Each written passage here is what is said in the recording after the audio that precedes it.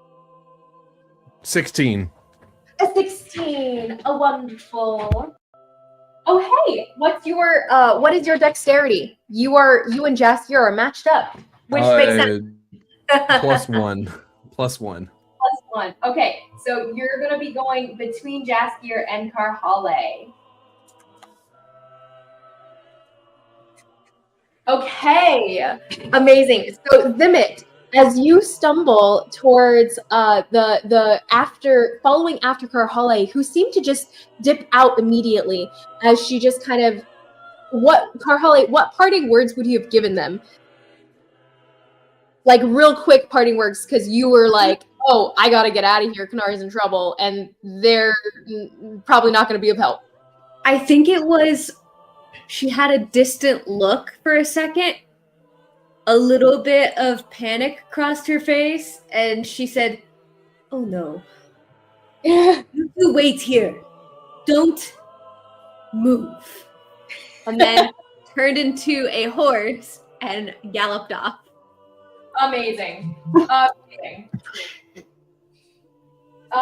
So with that in mind, Zimmit, you do, like, out of curiosity and general and just generally wanting to find out what was going on, you stumble after her. You and Jaskier, who's like, she shouldn't go alone.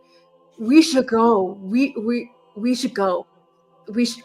Let's go that way. And he just kind of starts to stumble in that direction, kind of dragging you along. But she's all big and strong, and she was able to take care of herself with this drink, but I can't. So, are you sure? She's died 1,000 times. Why? And you owe her. You hit her. You gotta go help. Probably protect her. I need a protector. We need to go. We need to protect her. That's for sure. We need to go get her. And so with that, you guys kind of rush over, stumbling, following the trail that the horse has raised through the whole estate here, very, very uncarefully as Karhalle barreled towards the battle, and you guys following after. Zimmit, I'm going to put you 3 rounds behind Karhalle, who has arrived, but you will be arriving within 3 rounds. Okay. Amazing. Okay, so I have them marked, and I'll cross them off as we continue through. But Mothman, your attack, you said 5 damage as you land one of your moths on Amenhotep? Yes. Okay. So Amen takes 5 damage. But really 2d10? But you rolled 10 and then you cut it in half already? Or am I having 5? Wait, it was half? Yeah, you're having 5. I rolled 2d10. Okay. Rough. Poor guy. That's rough, buddy. Honestly, the little moth, he got smacked away. He couldn't do that much damage. He just kind of drained some of the energy out of Amen's hand. Amen barely noticed as he swatted the moth away. And you're honestly a little concerned for Viridian right now as you call him back to your side. No, this was Treasure. You're a little concerned for Treasure. He's one of your favorites. And you draw him over again. It's okay. He kind of hides back in your swarm, and you're a little concerned that if he gets sent out again, he might not come back. No. We'll just keep that in mind for sure. Okay, Mr. Mothman, that will end your turn, I believe, unless you'd like to move. Do you wish to move anywhere? Do you wish to move at all on the map? No, I can stay there. Okay. Sure thing.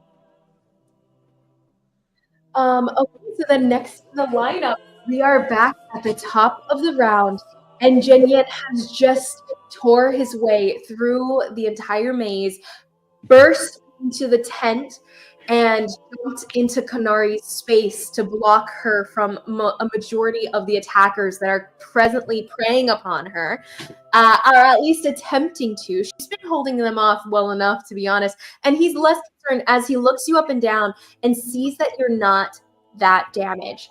And he kind of nods at you as he does so, and he goes, very lowly, "Why do you not leave? You are outnumbered." I like good fight, and this also, and she just kind of punches the barrier. I'm a little stuck. He sees your hand stop, but he sees nothing in that So- process. He doesn't see the barrier itself. It's the runes are glowing on the floor, so when he looks down, he sees it, registers, and concerned looks up and looks about at the group, and he goes, "Which one?" I think, if she points in Amen's direction, I think that one. But I think there's more people showing up. Like my dad. Quick, So he kind of gives you a questioning look, but he immediately moves to make his attack on who you just pointed at. Quick He's not question. necessarily familiar with Amen. Yes. Because Nemazine had like a rate. Am I loud? Sorry. Nemazine had erased a lot of the tendrils. Is he able to see that, or is it still invisible? To him? Like, is he able to see the source from where that last tendril is from, or is it? Able to see the source from where the last tendril is from. He will have to examine it closely with an Arcana check. So Mnemo is aware he can't just glance at it and know. He's going to have to examine it magically. Got it. Okay. So if you'd like to use any of your magical examination abilities or a basic Arcana check, he can make that roll definitely with an action his next turn. Yeah. But Okay. he is aware it's going to take a little bit more doing to understand what's going on there. Yeah. By the way, the source itself, it doesn't necessarily feel like there's a source. It's more like he's seeing braided magical tendrils that are wrapping around Konari in a ring. So those magical tendrils, he kind of reached forward to unravel them and to cut it, basically. But one thread holds strong, and then all of the threads reforged over that thread. Okay.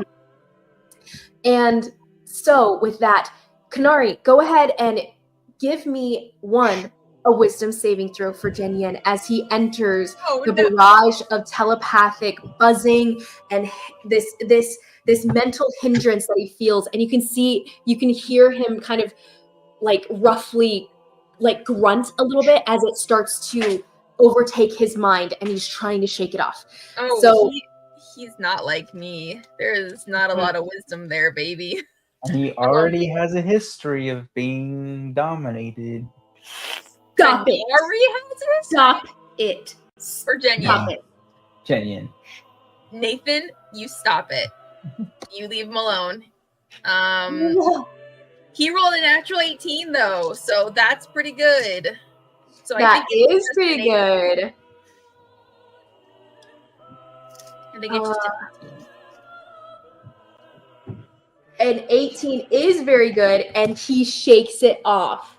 Woo! Amazing. And but as he shakes off the painful buzzing in his mind, and he moves forward to his attacks, go ahead and make me your roll.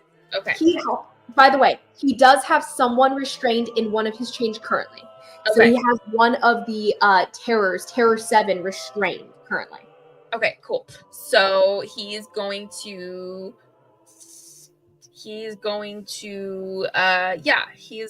take a swing with his other chain at Amen. So amazing. Let's see. That's it. Ooh, that's not bad. 16 plus 8 is a 24 to hit. 16 plus 8 is amazing. Yeah. So he definitely hits for Amenhotep here. Go ahead and roll me the damage as he is currently restrained, and Amen kind of struggles with it. As a side note, give me one more wisdom saving throw, as he is currently within the range of Amenhotep's spirits as they nibble and seek him out. You see these spectral little images.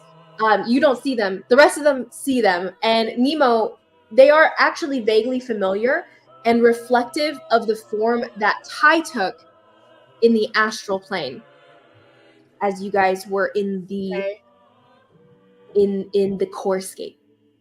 Now, Nemo saw this or Shy saw this?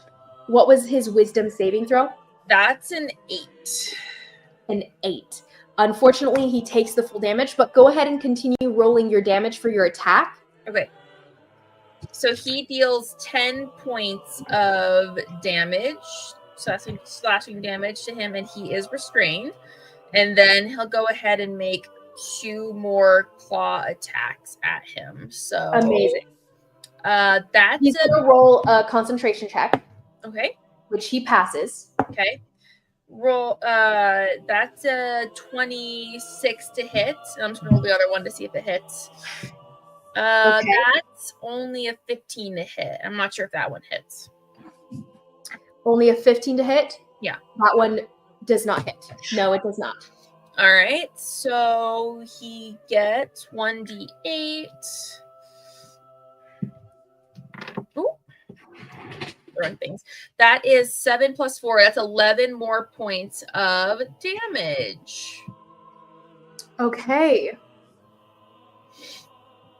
15. Amazing. Okay. He's looking pretty rough. And another concentration check? I mean, he'll have to roll 1. He's looking probably. like bloodied. Okay. Okay. What did you say? Another con check save. Oh, yes. Another I'm just concentration. hoping he'll roll a 1 of these times. Oh. Well, he has advantage because he has. Oh, that's the same roll both times, though. That's nothing. That's literally nothing. Okay. Yeah, so you see that his concentration is broken. Though he did do very low damage to Jen Yin, I will say. That's going to be 7 points of radiant damage to him. Oh, no, necrotic damage to him, which I think is half for him anyway. Double check the resistance there. No, not necrotic. Okay, got it. So full damage there, but that's okay. He broke his concentration, so that's pretty good. Yeah, and I rolled very low for him anyway. And you see Amen as he is wrapped around with chains. He kind of like struggles against it, and in so doing, you can see his hand that has been kind of carrying the cadence, the music that the spiritual guardians have been flowing to around him, gets cut off as the chain pulls him down, and you hear all of them stutter, and then you feel it dissipate as the energy disperses. Okay, Amenhotep's concentration is broken. Yeah, and yeah, I think that's pretty much what he could do. I'd say Jenyen's probably put himself in between Konari and Amen, though, as best he can. But that's probably what else he could do. So, okay, and yes, Jenyen will definitely do so. And after his turn, you hear. So Jenyen, he steps in front of you, and he's got his fists clenched, and as you remember what you had heard over the telepathic link, you hear another voice as he says, "I think I will use you.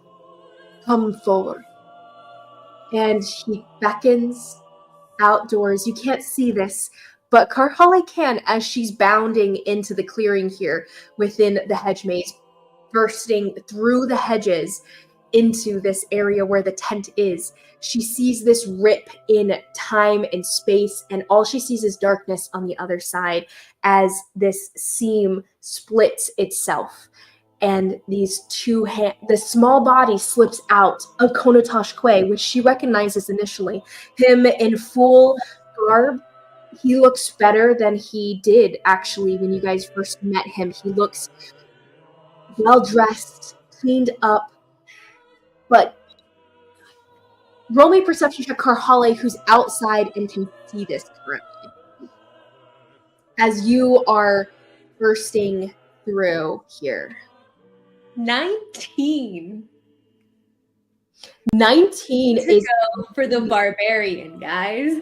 19 is amazing, and I'm gonna have you down here in the south as you're coming through, and we'll say you're about here. Is there a link to the battle? I'm sharing my screen, but I don't believe it's not.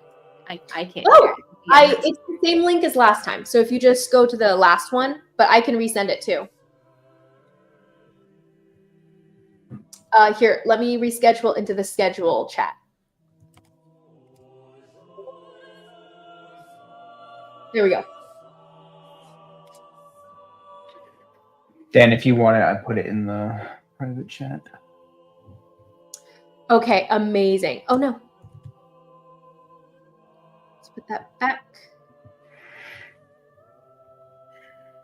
Let me lock that into place. Okay. Why is it doing this?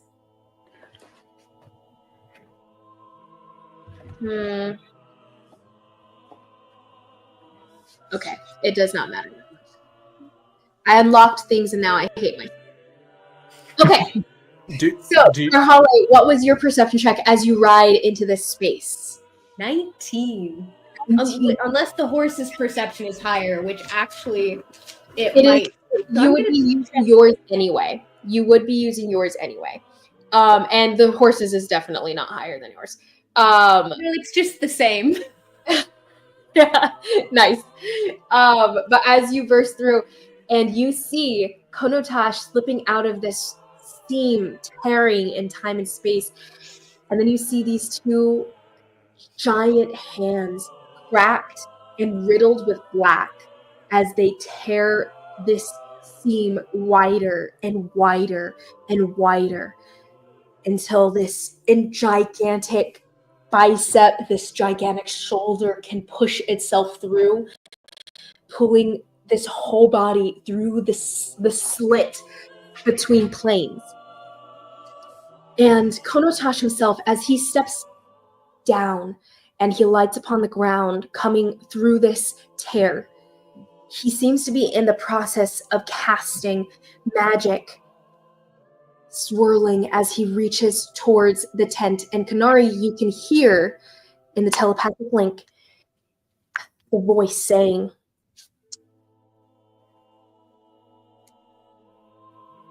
"Bring the accused forward. What is taking you so long?" And you hear a response as Amen is struggling in the chains and he's yanking at it. He goes, "She is slipperier than you think." And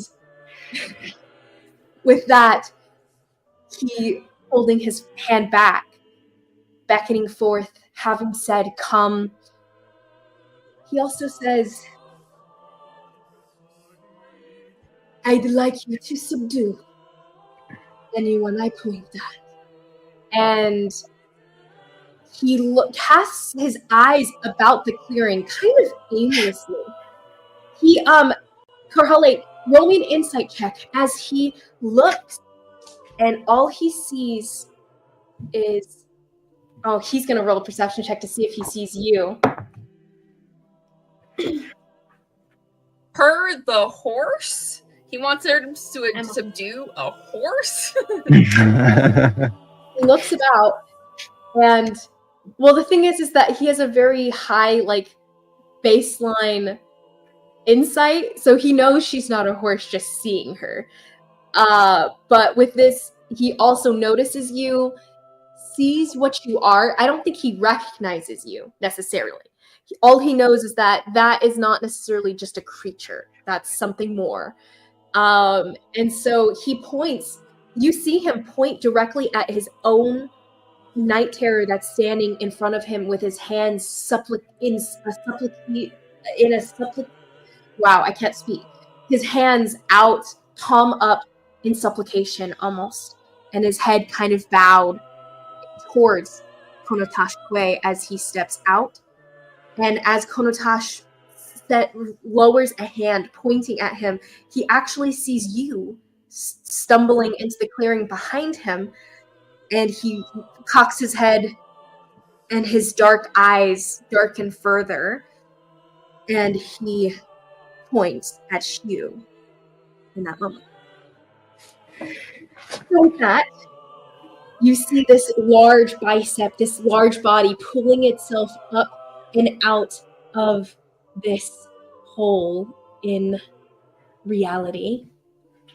And as he steps forward, He's bigger than Jen Yin. blackened veins crawling up to those blackened eyes. It's reminiscent of Zimmit at his worst. And you can see just his entire body is cracked and blackened and drab, and you can tell this light has infected him thoroughly. It's been a year since you found he had been infected at all. And you can see that the blight has run a full course since then. It rumbles into the clearing. You hear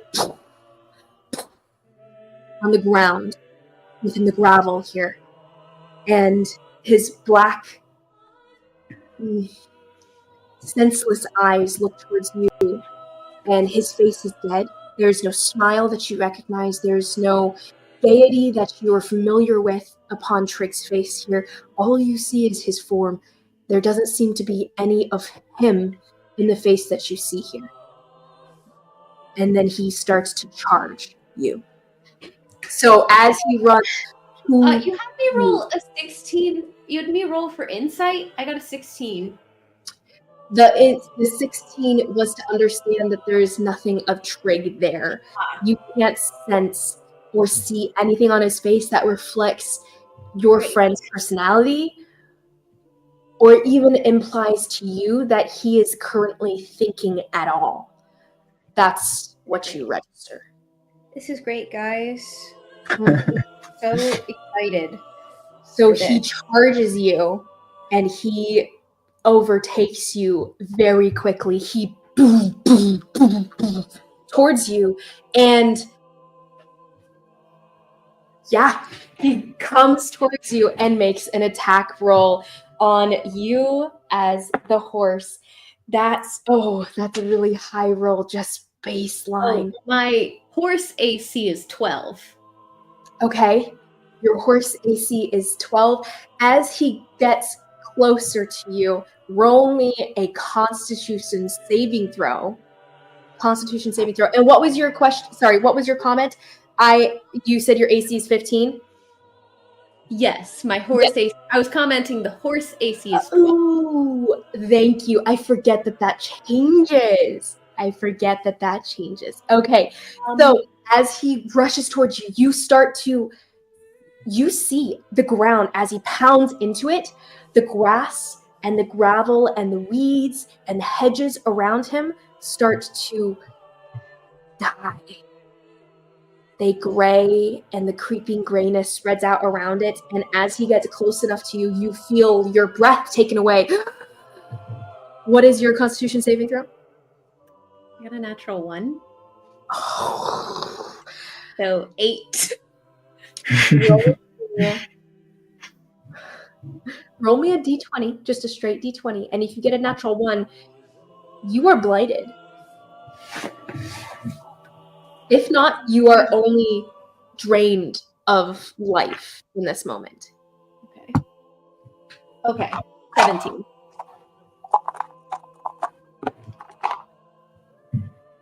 What'd you get? 17? 17. You take 10 points of necrotic damage, but you are not blighted. From what you understand, How many? blighted. 10 points of necrotic damage. Cool. It's not a ton. It's not a ton. Could have been less if I was raging. And make a note. Oh, I will not. I will make this note. Never mind. You don't know. Thanks, Liz. Okay.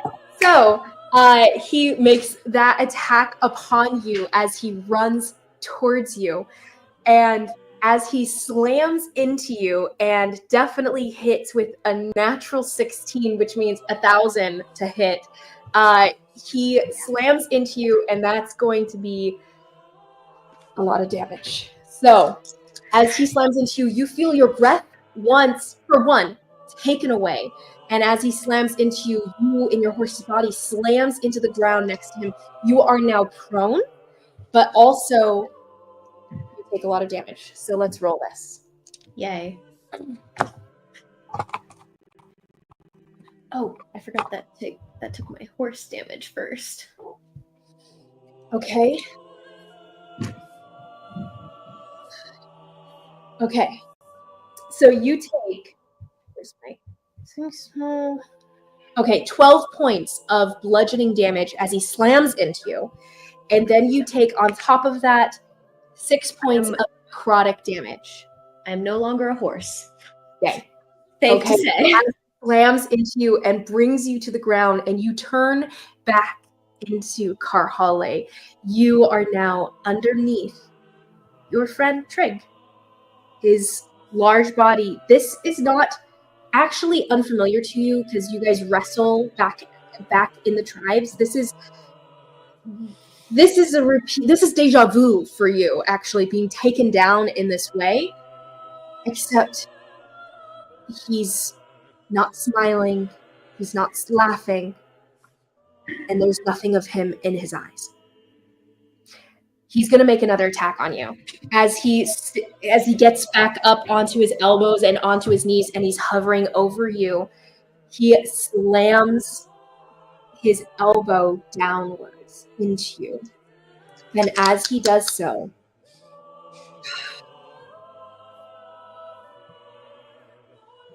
actually,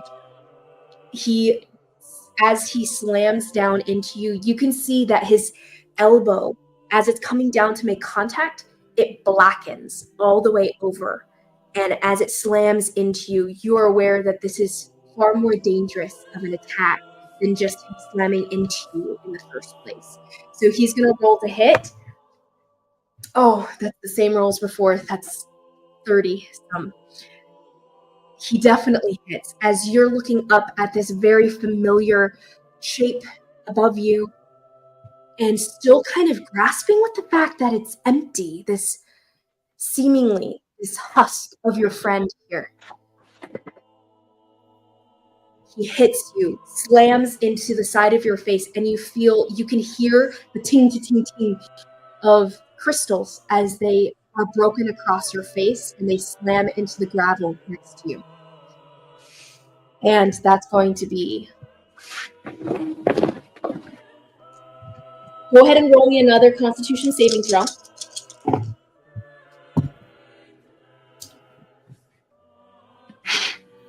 Uh, 17 for the con save. Okay. That's a lot of dice. Yeah, it is. For the con save. Raging, guys. I really need to be raging. This is not okay. Oh no. Hit points go a lot faster when you're not raging. Okay, so that's 18 points of bludgeoning damage. I'm not rolling that high, so you are very lucky. Very lucky indeed. Oh, this isn't high. This isn't high, guys. That's going to be 19 points of necrotic damage on top of it as the black creeps into your skin. And Constitution saving throw, what was it? 17? A 17. Okay. You do not take the additional 2d6. Actually, I'll take away 1. I'm going to drop the highest for you. So it's 3d6 that you take for the necrotic damage. Instead, that's going to be only 13, not 19. Okay. So 19 points of necrotic damage, and you do not have to roll the secondary check. If you fail this one, though, anytime he hits you with a blackened, a blighted attack in this way, in this manner, if you fail the con save, you will be rolling to see whether or not you're infected in this moment. Great. Okay. So, Great. with Just that, got rid of it. he does grab your shoulders and slam you down into the ground again.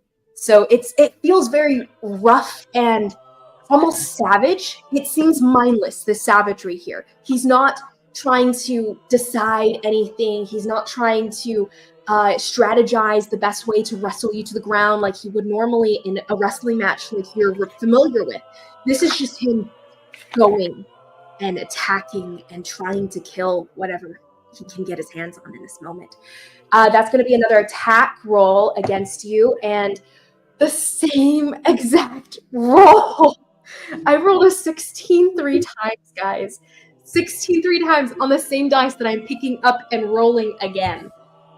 Okay, he grabs you by the shoulders and slams you down, and you feel the blood in your mouth start to pull as your jaw clenches down on your tongue as you weren't prepared for it. He's moving quicker than you can almost understand in this moment. He slams you down the first time, he hits you, he slams you down again, and this time definitely hits again. But let's see the damage. Go ahead and roll me. This time you don't actually roll, you just take it. Okay, so that's going to be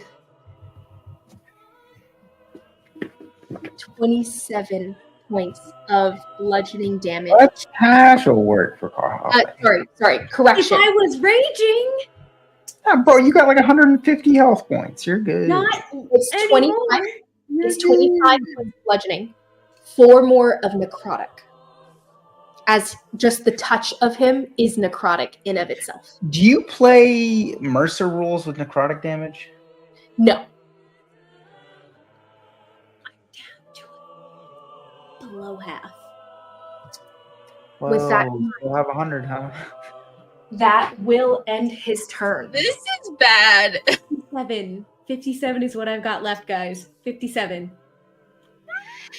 You quadruple resist things, you're fine. He's doing insane amounts of damage. I'm unarmed. It is now Konari's turn.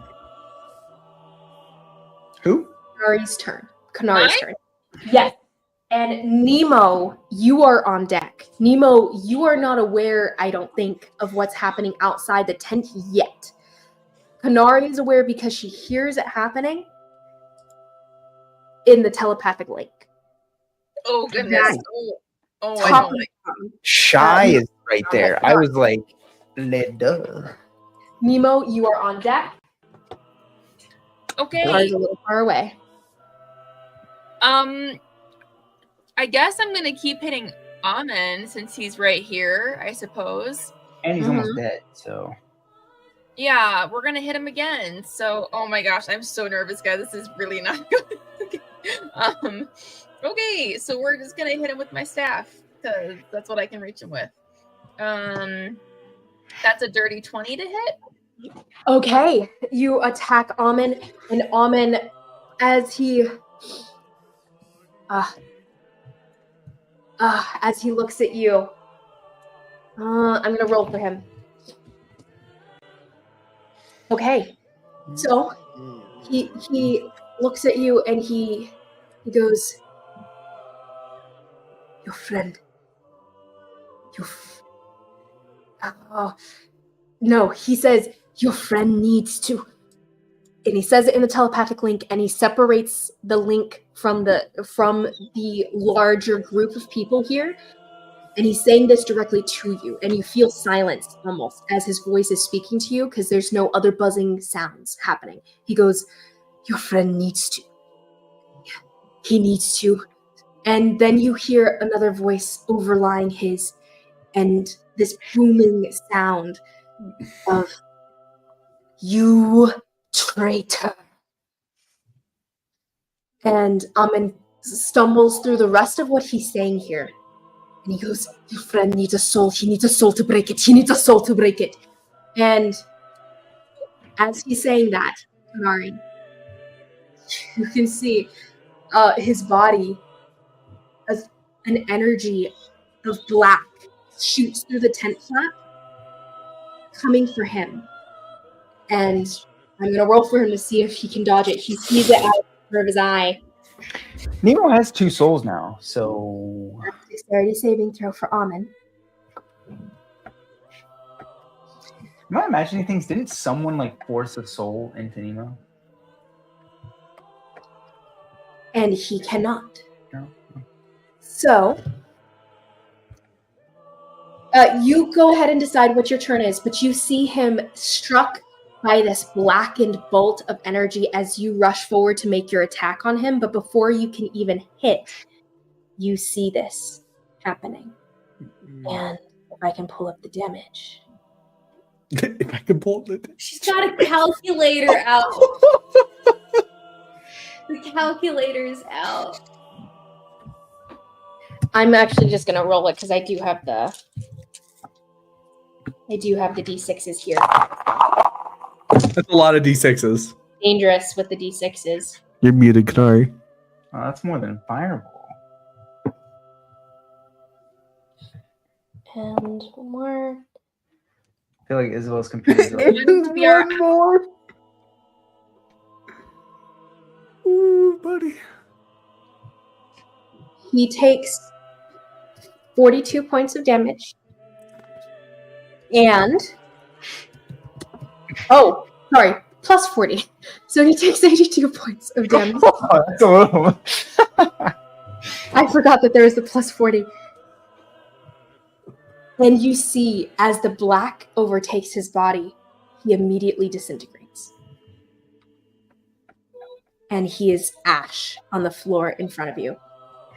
Amenhotep. I wanted to be his friend. That's not gonna happen now. Continue to turn. As you rush forward, you throw your staff, throwing it through his now gone body. He has disappeared, and he is now I ash. don't feel so good, Mr. Stark. Oh! Oh my gosh. Okay. Well, And you hear the Konari. Oh, voice, bring the accused. And all of the night terrors in the room nod their heads, palms up, supplicant. What would you Okay. like to do? Okay, so question. If Yes. I get out of here, where the frick am I supposed to go? Tearing through the village to destroy more people? Like, I don't know where. I don't understand. Okay. Good question. But trapped in here is probably not the best. Oh, go ahead. And was it Konatash's voice that was saying that, or somebody else entirely? Someone like it sounded like someone. You are taking it to be the person who's in charge, the voice of the person in charge. Where you would assume it's Konotash. I would say mentally it's harder to tell the difference between voices a little bit. The less familiarity, specifically, it's more problematic. But you do see that this is a voice that hasn't been in the network thus far until now. When they were saying he comes. So, can you remind me what the soul crystals do? You have a soul crystal?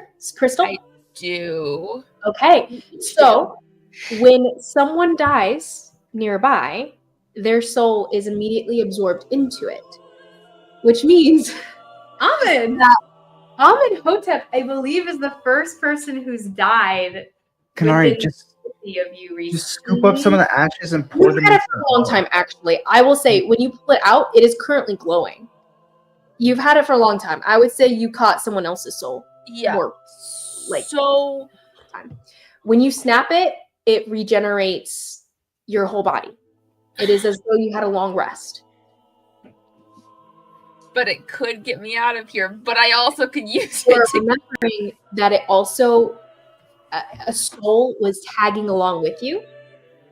And you guys had experienced that the soul that tagged along with you made death saves worse. You had someone who had death saves with the soul that tagged along from the crystals had disadvantage on their saving throws. Their death saves. Okay. So it makes dying risky or going unconscious riskier. But you regenerate your whole body, so are you going to go unconscious? I mean, who's to say? Okay, I just should I use it? Probably just go for it. Karhalle might need to use hers. Realistically. Yeah, I'm like, I Last could use one it more to get me back up to full, or I could open up this thing. I should probably open up this thing and get myself out of here. Unless, would Amen's soul be pulled into this thing? Amen's soul, in theory, could be if someone knew how to use it in that way. So he was saying your friend because he assumed your friend is the mage in your vicinity, who's your ally, who's the mage. So all he said was that your friend needs a soul, pretty much. Okay, she'll shout out to Mnemo. You need a soul to get me out of here. I have one, and she'll hold it. She'll hold out the thing for him to take, I guess, if he wants to. Why do I need to hold it? I don't know. She doesn't know how to use it. Apparently, you need to do something specific with it. I don't know if she can just break it open. Would I guess I could just break it open in here and it would work? Like, it would absorb it? I don't think you would know that. Let me do I my don't think little you would have wibbly any wobbly context tiny for what to do in this situation. Okay, she doesn't know what to do with it, so she's gonna... I will give me an intelligence check. Oh. And depending on that, maybe you'll have some sort of inkling of sorts.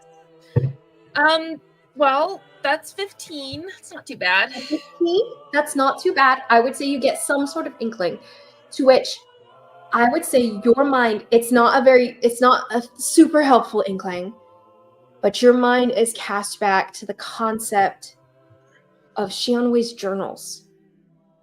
Because if this magic is using souls, that's very reminiscent of Xianwei's soul rituals. Because you remember that Jen Yin's fully dominated control was powered by multiple souls that were interlaced into the spell to keep him chained under control. Mnemo studied those journals as well, right? Mnemo did study those journals, but not... No. He died before you guys got any of them, actually. Curses. He studied some of the notes. So Mnemo did get some of the notes because you guys found copied notes in Night's Dash way back when, Lusitania's Manor. You guys found copied notes. So the book, Konari, that you took and gave back to the Baoshin Council, those books that you handed to them for safekeeping so that they could protect them because they're dangerous, you were aware that they were... Oh, that's true. You are aware that those notes, the books have been copied. They're not... The information has been redistributed. Yeah. You don't know how far. And so, all that to say, all you really get of the inkling is your mind is cast back to the journals and everything that happened with those journals, and the fact that Konotash Koe had been working directly with Lusitania, who had access to these books. Yeah, she doesn't know how to use this thing or how to break it, so she's just gonna tell Mnemo, you need a soul to break it. Here's one, basically, and hold it out. Hold out the thing that she has that. And hopefully, what? Don't drink it. Don't. And hopefully he'll be smart enough to figure it out because she doesn't know. So, Okay, you hold out the crystal for him to take, Yeah. and definitely Nemo can take that once he wishes to, or you toss it to him in theory in this middle time, and we'll say it's through the air coming toward Nemo for him to catch. Oh, actually, you tell me, do you wish to just hold it out to him, or do you want to toss it to him? If you toss it to him, then you have use of both your hands. If you're just holding it out to him in this context, then I'll say you can only make one of your 2 attacks. I will hold it out to him. I don't trust him to catch it. I'm being totally for real. Probably for the best. As I was describing it, I was like, will he catch it? I was also like, I'm just going to toss it at him. Okay, So you're about to throw it, and then you think better, and you're like, here. So go ahead. Who do you wish to make an attack on? There's some people around you. Yeah, I'll attack the guy next to me. Yeah. Tap the guy next to you. Yep. Okay. So we'll try to hit him. Para 8, got it. 24 to hit. A 24 definitely hits. Go ahead and roll that damage. Oh, yeah. Okay, cool. So that is 13 points of damage to him. Is that psychic? Yes. Okay, he takes. I need to get out of here. I gotta stop using my staff. Y'all are resistant. It's okay. Yes, he does take half of that. But awesome. Okay, I think that's all I can do right now, honestly. So okay, so you toss this to Nemo. No, you hold it out to Nemo, and next on the lineup is going to be your father. So as you hold it out and you're at risk here, vulnerable, caught in between a rock and a hard place, your father out on the other side of the tent flaps where you can't see, well, you can see anything, where the people in the tent can't see, but Karhalle can see as she's being slammed down into the ground out of the corner in peripheral vision for Karhalle here. In peripheral vision for Karhalle here, she sees Konotash dusting off his outfit. And Karhalle, you can see there's soot on the bottom of his robes. And he kind of like pulls up the robe a little bit and grimaces at the disgusting, whatever, the ick at the base of his boots and at the base of his robe. He seems distracted, less focused on what's going on here. But then you see him reach out with his hand and cast this spell. And in that moment, you can see that he prepares another spell. He starts to cast it, and he opens his hands wide. And you hear in your mental understanding, you've never been aware of your own like telepathic static, like your own mind static, until Konari taps into that static to speak to you. But now that a low buzzing that you can hear at a distance and doesn't affect you because they're inside the tents, that telepathic hum that's been affecting the people within the tent flaps, you now hear it as it goes louder than you would have ever expected to experience. Your brain burns, it hurts, it feels like a spike shoots through your mind in this moment as he casts Mind Spike. Go ahead and roll me an intelligence saving throw. Mind Spike isn't that much damage, though. Wisdom saving throw, correction. Wisdom saving throw. And Nemazine, what did you say? I still said. Oh, I was just saying Mind Spike isn't that much damage, so that's fine. It's not. I rolled another natural one. Natural one, you say? Yep. Okay. That would be a 2. That's okay. That's okay. It's not terrible. It's not terrible. If anyone ever accuses me of fudging my dice rolls, you, Karhalle, mark down for your next wisdom saving throw, you will have disadvantage as he twists the spike deeper and it's a little bit more damaging in the hands of this Kalashtar creature who has control over everything mindful. And you do take 15 points of psychic damage. Okay. You take 15 points, and his hand, he turns it upward, and he reaches towards the tent. But that will be the end of his turn for the moment. Okay. He disappears. So Konotash is gone.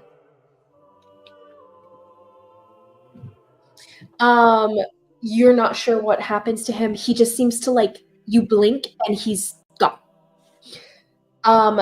That is his turn. Now it is at the top of the round.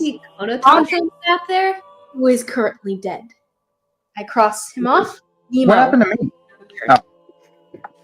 Okay, boys. I'm going to twin haste your typical moth guy and Konari, and then I am going to.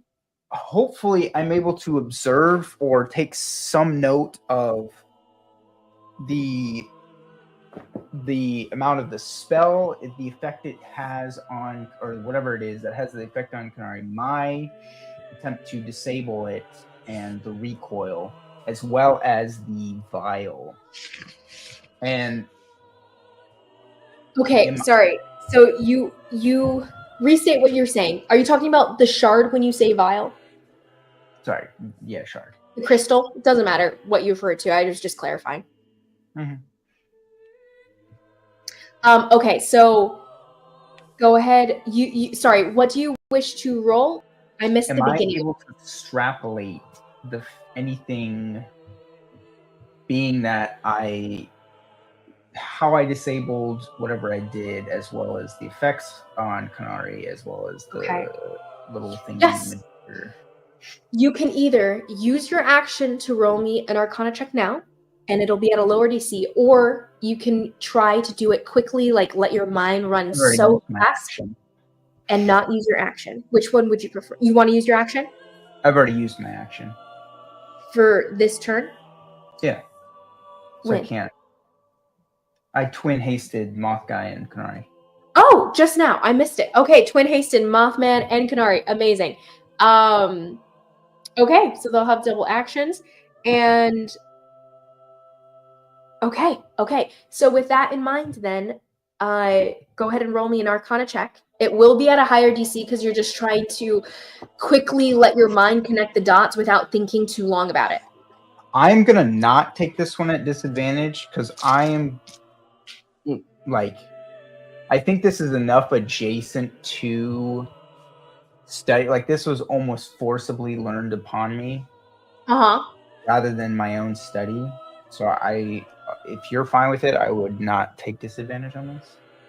I would say go ahead and roll at a normal. Yeah, roll straight roll. For Arcana, you said Arcana, right? Yes. Okay, dokie. Okie dokie, oh. That is a 13. A 13. You grasp that the soul itself is probably meant to power your casting of it. Wait a minute. Let me put a little sugar spice in it. A little sugar spice in that? I'm gonna use my. Where is it? I'm gonna use my. Wait. I don't remember what it is. I'll figure it out. But I'm gonna basically spend sorcery points to reroll my ability check. Okay. It's worse. 6. Dang. Okay. With a 6, you definitely Yeah. Basically, Oh, all thank you goodness, can grasp Nathan. is that the spell, the crystal itself, it's supposed to power your spell or your power to dispel it, but you're not quite sure how you're going to do that yet. You need to like sit down, think it through magically how you're going to conduct this. But you think it's possible. You just need more time to think about it. 6 seconds is not enough time. Yeah. Okay. Okay. Okay. Well, that'll Would be my turn. I'm just gonna walk though. I'm gonna join Konari in the center of the little room. Okay, joining Konari in the For center. a Got it. little pat on the back, you know. Little pat on the back. Right on. So you go ahead and join Konari, and you walk. If you pull away from the terror, he does not have an opportunity attack on you because he's restrained by Jenyan currently. Mhm. So let me remove Amen. He's dead. He is national. Okay, so with that, Nemo's turn ends, and we have the night terrors begin. They are at large. Go ahead, Konari and Mnemo. I forgot to have you guys roll for this at the top of your turn, so you're going to roll now. Go ahead and roll me a wisdom saving throw. It's just one with a higher DC because there's multiple of them causing this buzzing around you. It's not terribly high, but it is high.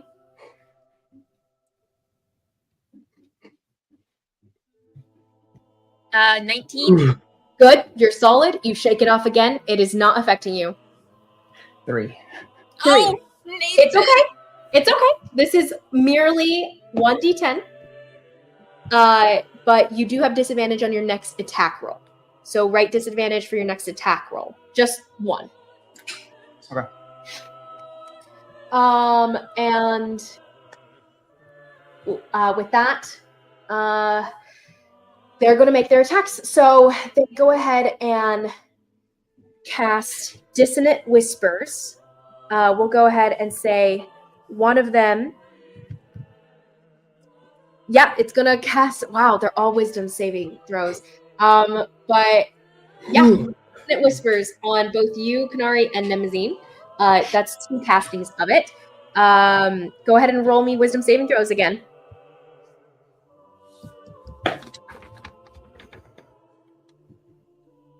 13.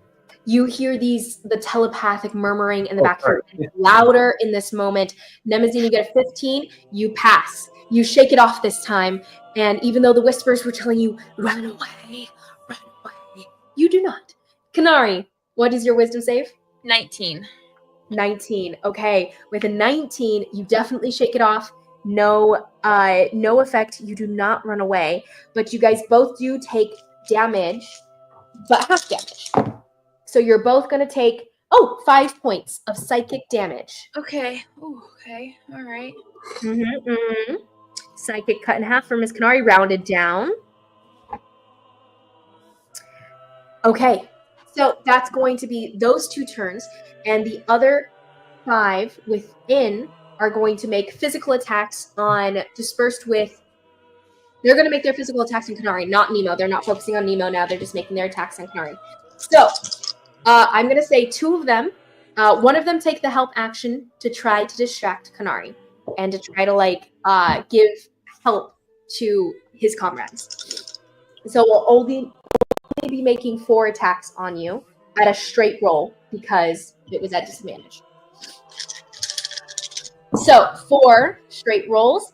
I do have 2 of them come in with their little daggers. She has a +2 to AC, by the way. +2 to AC is wonderful. That's amazing. But Konari, you feel this magical energy seem to fill your veins, and you feel even faster as you move and move and move out of the way. 2 of them go fully wide. You feel them before they even seem to move, honestly. You almost are feeling their thoughts in this moment as you move out of the way, and they seem to be confused as you move before they even twitch in your direction. However, the other 2 seem to be reading you just as well. They both get natural 20s.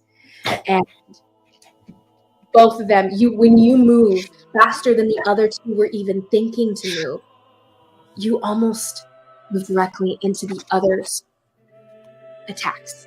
So with that, they're going to roll their damage against you. It's not a ton. It's not a ton. It is merely going to be Merely 73. Only 85. I rolled low too, so that's 18 Die. Slow. points. 18 points of slashing damage. That's not a little for me. I'm bloodied. I'm bad. I know. And that's physical damage, slashing, but it's non-magical as well, if that means anything. I don't think I'm resistant. Slashing, by the way, or piercing, but you are resistant to it because of your night silk, correct? You're wearing night silk? I thought it added to my AC. It should give you oh, you're not wearing that much, are you? You don't have a full body thing. Never mind. No. That's what you have I think it was night silk like wraps basically. So you're partially covered up, but you're not fully covered up. So as far as I understand, you don't have a full bodysuit. I remember that being a thing because it was expensive. I don't. Yeah, we've got crazy money. We should really invest in that for you. You could have halved slashing and piercing damage. But nonetheless, those attacks attack you, and you are not resistant, so you take the full. And that's going to be their turn. They don't necessarily get out of the way. You're looking kind of rough, correct? Yes, I'm looking fairly rough at this point, unfortunately. Okay. So all of them seem to you feel their hearts pumping, and you hear their voices in the telepathic link. We have her. Yes, we have her. And that's their turn. Next in the lineup. I think I may have gotten skipped. No, you are Mnemo. The Night Terrors moved before you. Well, because I believe when we left off on my turn. I was saying that your turn brought you to the fight for that. So you didn't have an out in that moment. Sorry, I thought we were in the second round of combat here. No. We are currently unfortunately. Let's see the first still the first. Yes. Oh, okay. After his turn, it is now your turn, Karhalle. And Shy is on deck. Shy, who is also stumbling into the clearing at a distance. Oh, I need to add him to the map. I'm still one away though, right? From actually reaching the No. You've reached it. Okay. Well, he's from the other side. You're coming in on the other side though, Shy. So you're up here, okay? Side. You're kind of on the outside. You didn't see what's going on so far. You're stumbling into the fight as Konotash has disappeared. You see a dark black hole in the distance. And you don't see Karhalle at all. You just see a tent and 2 Night Terrors standing outside of it. You're not even necessarily sure what's going on yet because you can't see inside the tent. You said for me, right? That's for Shy. Shy. Oh, for Shy. Okay. Okay, so Shy's on deck. Karhalle, it is now your turn. What would you like to do? You are currently pinned beneath Trigg. Well, my turn is going to be super easy. I'm going to cast Cure Wounds on myself and then rage. Amazing. All I can do. Okay, so you cast Cure Wounds on yourself and then you rage. Go ahead and roll that healing as you speak the words and you feel the warmth overtake your hands. The warmth reminds you of your mother, and you feel little vines starting to creep over your skin, and the gravel that you're on currently seems to lift up and drift to your arm, and the damage that's the bruising along your body. And as the gravel kind of draws to you like you're a magnet, it falls away and the bruising is gone.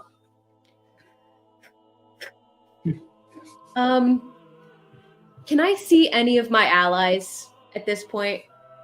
Or am I Currently, pretty much- you are outside of the tent. All Okay. you can see is Trigg, who's on top of you, and a night terror that's drifting in the distance. He doesn't seem focused on you, though. He's moving towards the tent.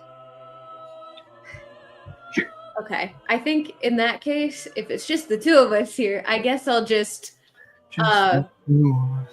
he can feel her push back. Like she hadn't really resisted getting thrown because she wasn't really expecting this at all. So I think he feels her tense up and push up, and he sees that little bit of spark light up in Karhalle's eyes as she rages. You know, you've always been bigger than me. Never stopped me from kicking your ass. And she's going to start pushing back. He has no reaction, but go ahead. Right. I'm just raging. Oh yeah, you're just raging, and you hear the roar of Yrsa in your ears, and you see the shadows seem to flicker as antlers of Wapiti and the hump and brawn of Yrsa hovers at the peripherals of your vision. Next turn is going to be Shy Sprout. Mr. Shy Sprout at the what would Shy be doing as he runs into the clearing? All he knows is that Konari was in trouble, and at this tent, as you rush in, you see two kind of creepy-looking dudes, and they're moving towards the tent with grim determination on their faces, and you see a black hole at a distance from the tent. You're not sure what that hole of darkness, swirling darkness is. Go ahead and roll me a perception check as you run into the clearing, though.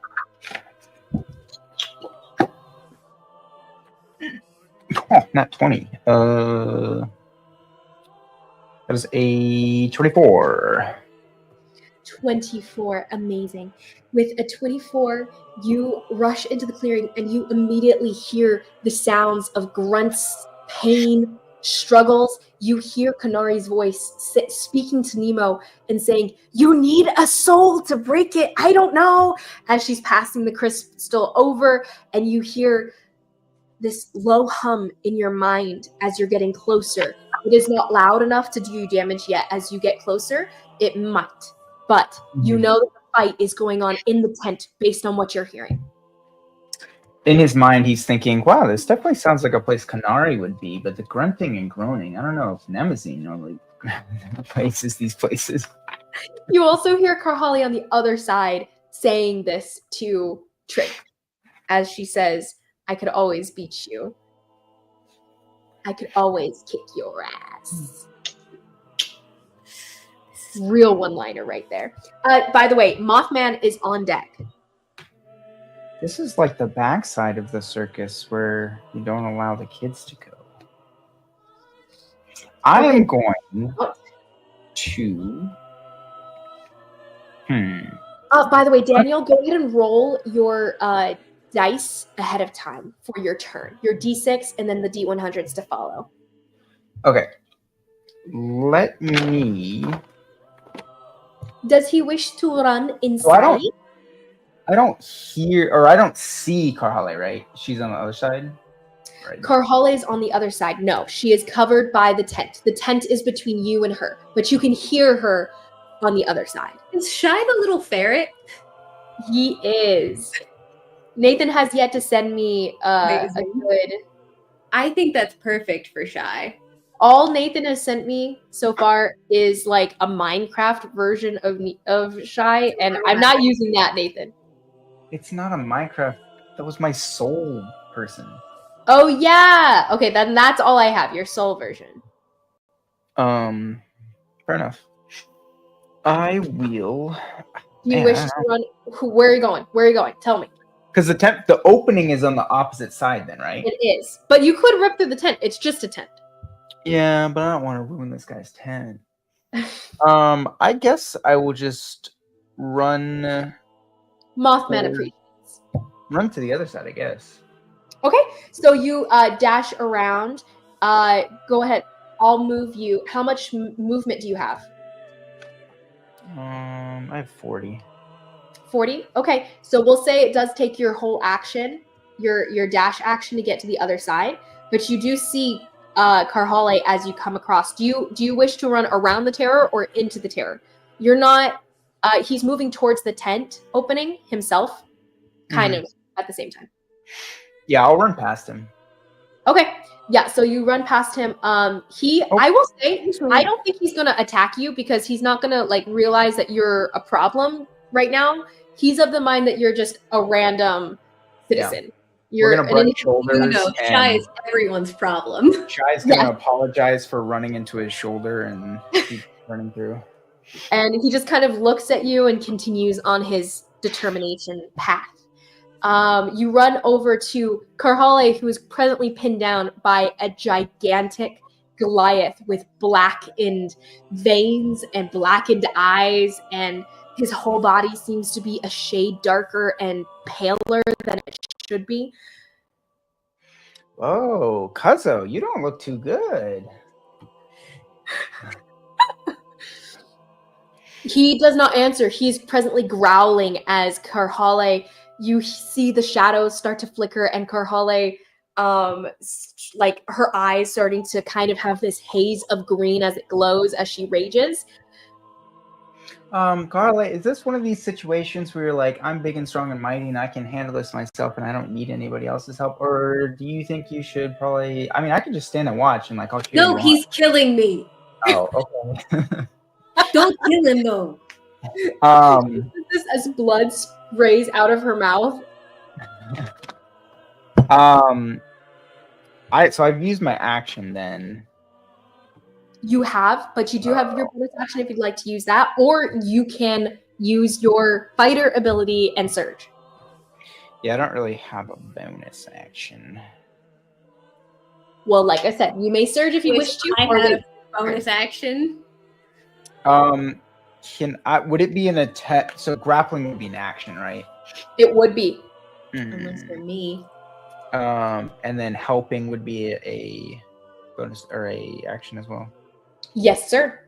A bonus action will be something that your class gives you, or something that one of your swords might give you. Yeah. No, that's fine. I'll just go next to her and prepare for the next round. Are you trying to draw Trigg's attention to you? Because you can definitely do that for free. I mean, I'll like put my hand on his shoulder and like shake him. Okay, so once you touch him, you do feel the aura, you feel your breath taken away, and as you touch him, it's even more painful. Roll me a Constitution saving throw as the black itself touches your skin. But you have successfully gained his attention. His head turns to you. That is a 27. Oh yeah, you're good. You're good. You do not take the damage. Actually, let me double check that. You might still take some of the damage, but you. Okay, you are safe. So, yeah, you're safe. Not half the damage. You are good. And that's your turn. That's going to end and bring us to Mothman here. And then at the top What would a shove be? Would a shove be an action? A shove would be an action. It's an attack. So if you have multiple attacks, you can use one of those things as one of those attacks. Yeah. But without taking the attack action in the first place, you can't do that. Got it. Okay, I'm done. Typical Mothman guy. What are your rolls as you're standing there and you see the man that you've been attacking disperse into ash, and you realize that there's something larger lurking behind the tent. But at least that was the person who invaded your space in the first place. Good What would riddance. you like to do this turn? Oh, just so you know, Dan, if you didn't look it up, so you have an additional action on your turn. Your AC is +2, and you have advantage on dex saving throws. Amazing. Nice.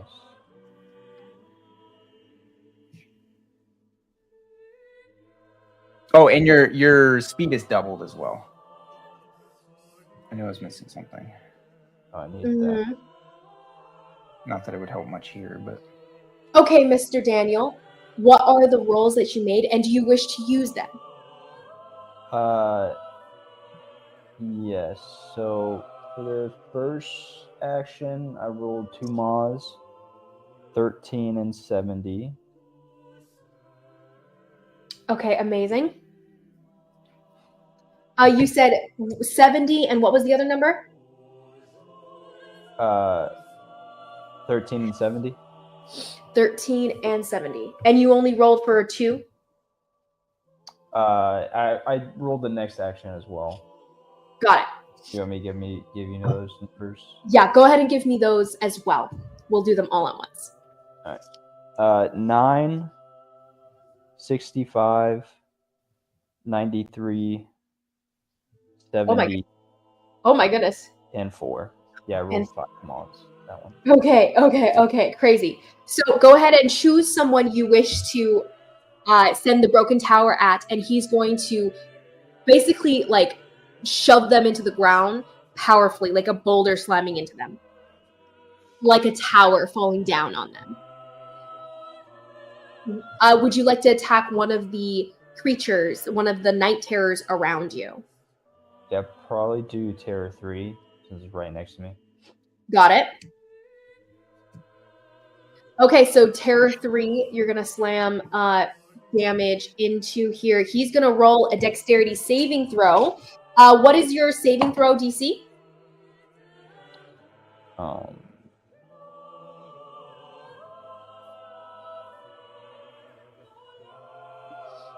You have the DC 16. kind of 16. Perfect. So 16 is just going to be your saving throw across the board, and he makes. I don't know if he passes. He does not. He fails. So he's going to take all that damage. Go ahead and roll me the damage for that one. That's going to be 2d. Oh no, I lost it. Oh no, it was 7. That's going to be 13. It's going to be. I lost it. Where were you? What number did I just look up? 9, I think. No, the broken tower. Where did he go? Go ahead and roll me 2d10. The tower Yes. is 70, I think. Go ahead and roll that then. I totally lost it, and I just made a choice.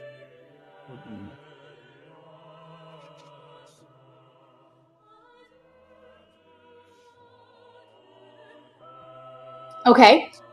Go ahead. What is that damage, sir? 14. 14. Amazing. Okay, so 14 damage taken to this guy. And he... Okay, so as your moth slams into him from the side, you see him falling backwards and slam into the ground, and his neck cracks on impact, and his head is twisted at an unnatural angle.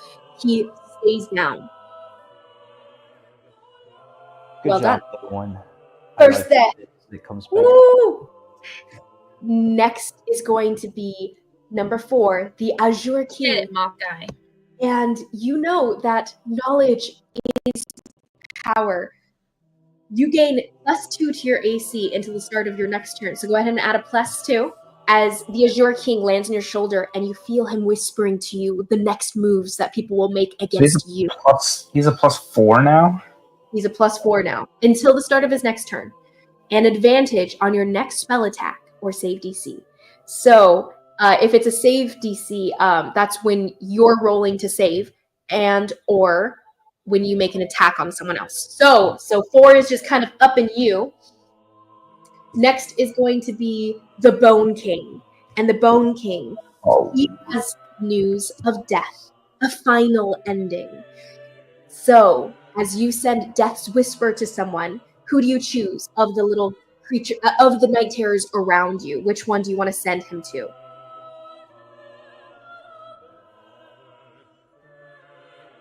Which number? Terror 3 is gone, so let's delete him. With Terror 2 nearby, that's near Konari. You also have Terror 6, who's at the tent flaps. We'll do 2. Terror 2, got it. So as you make your attack on Terror 2, he's going to roll a saving throw against your D16 as well. And this time it's going to be a dexterity saving throw again. And he fails. Go ahead and roll that damage. 3d8, I believe it was. 3d8 necrotic damage. And it reduces his max HP. It is 3d8? Mm-hmm. 12. 12. Amazing. Okay. So 12 puts him up. Okay. And that's going to be number 13. Number 70, I think that was the other guy. Number 9, the Jade Knight. Okay, so this time you will send a rival. Go ahead and send it to the next target on your list. Do you want to go the same guy? Yeah, we'll do. Okay. Then he's going to roll a saving throw, a wisdom saving throw, and that one he's good at. He does pass. I will double check that really quick, but I rolled pretty high. And the wisdom save is a +4. He meets it, so he beats it. That's going to be, well, go ahead and roll half, and he's going to take half damage.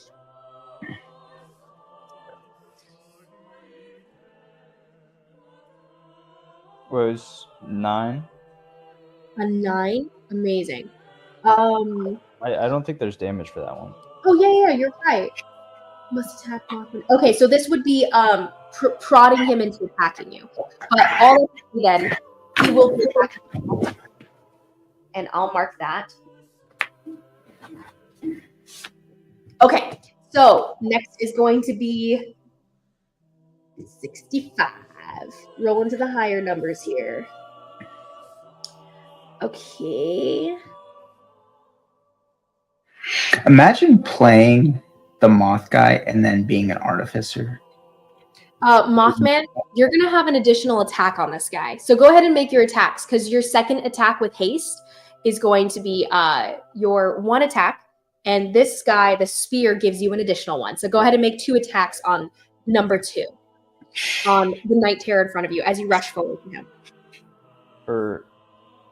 They're going to be mace attacks, your melee attack. Okay.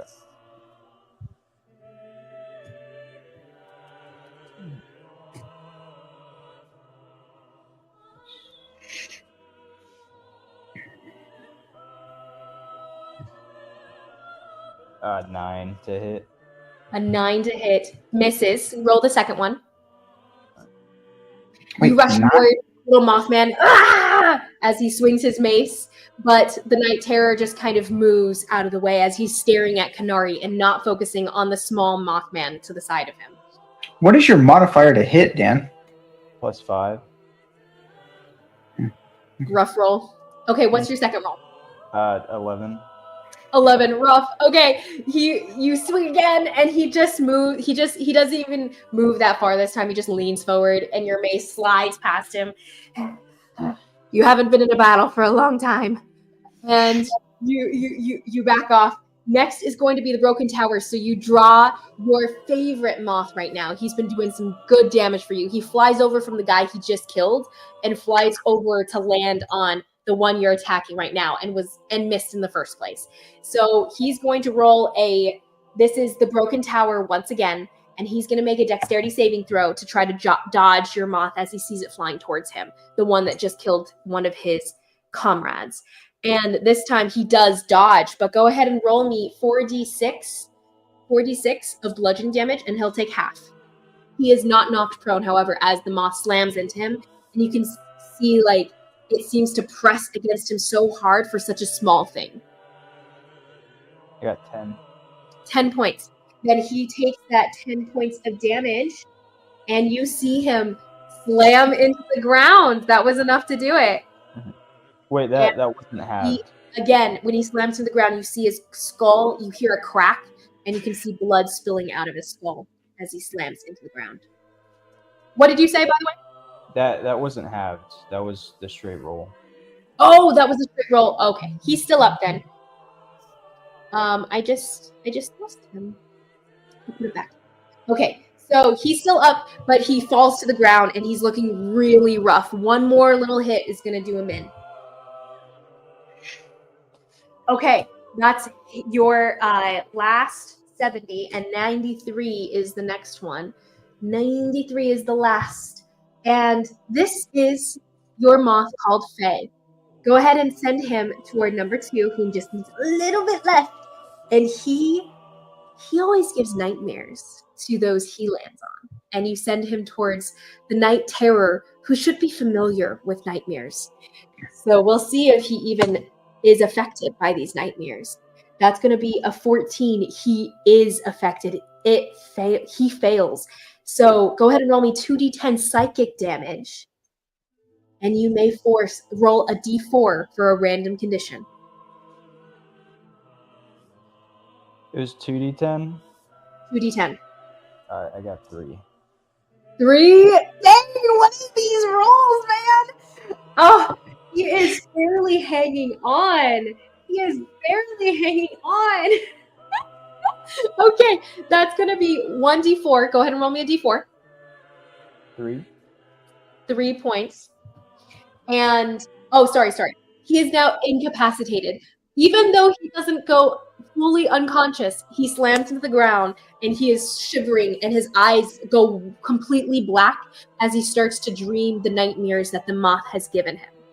So, overtaken by his own thing.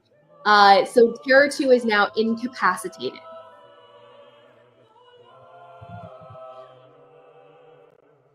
Okay, Terror 2, I'll put that condition ring on him. That's going to be your turn. Amazing job, Mr. Mothman. Next is going to be the top of the round. In this moment, Konari, Karhalle, Nemazine, and Zimmit, all of you hear a voice in your minds. The same voice. You hear, "Hello, dogs. What exactly is going on? I feel a break within the walls that I up around my entire estate. I don't appreciate people casting spells. Is that you, Mnemo?" And he pauses. Or I don't appreciate people casting conjuration spells. Is that you, Mnemo? And he ends up that because he doesn't know what's going on officially yet. So that's him on the outside looking in, top of the round. Jen Yin's turn. And Zimmit, we will now include you in the order as you're coming in from farther away. Hey, Zimmit. We'll start you a little bit further from the fight right now, but you are rolling in. I think that's where Zimmit prefers to be anyways. Oh, yes. That works out. That is exactly where I'd like to be. Battle, so. Okay. So it is Jen Yin's turn, you said? It is Jen Yin's turn, yes. So Zimmit, you're further down in the south, running alongside Jaskier.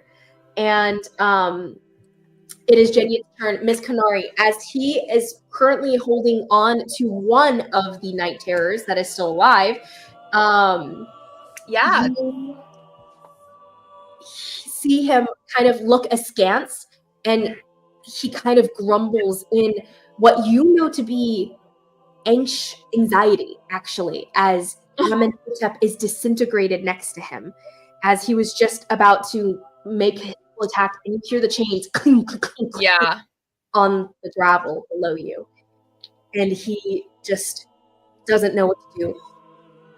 He will probably turn to the nearest threats and continue attacking them as they've been attacking you. Yeah. So go ahead and roll me his 4 attacks.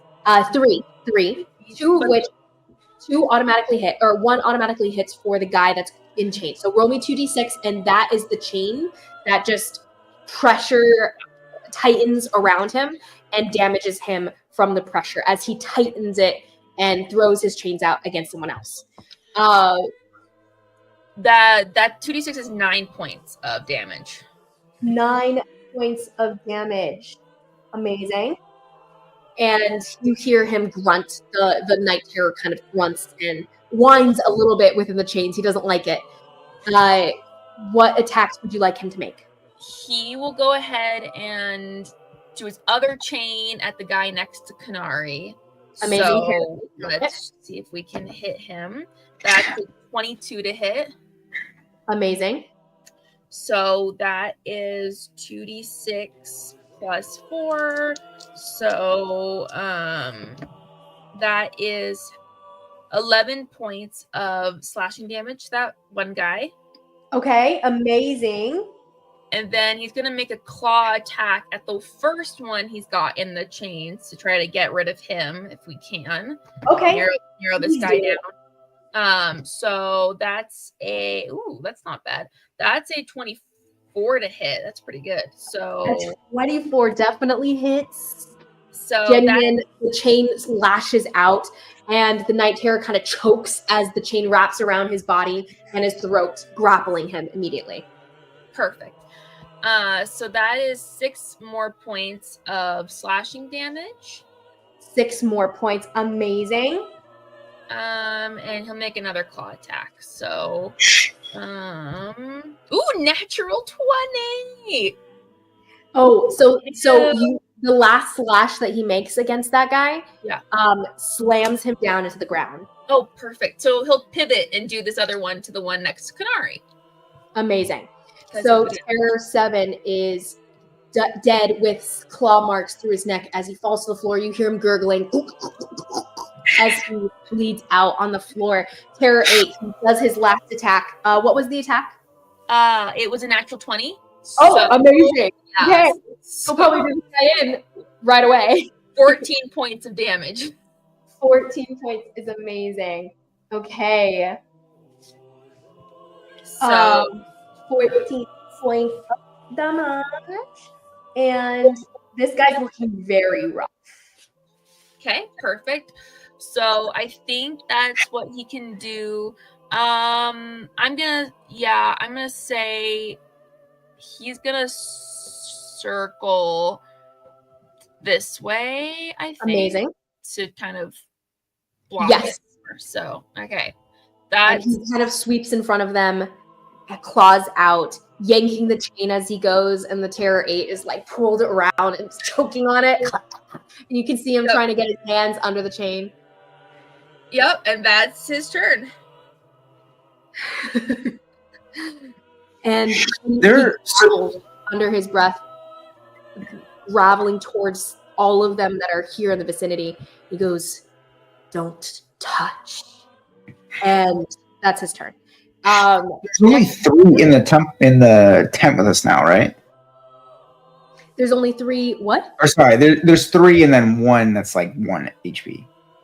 No, 4. Right. There are currently 4 in the tent with you.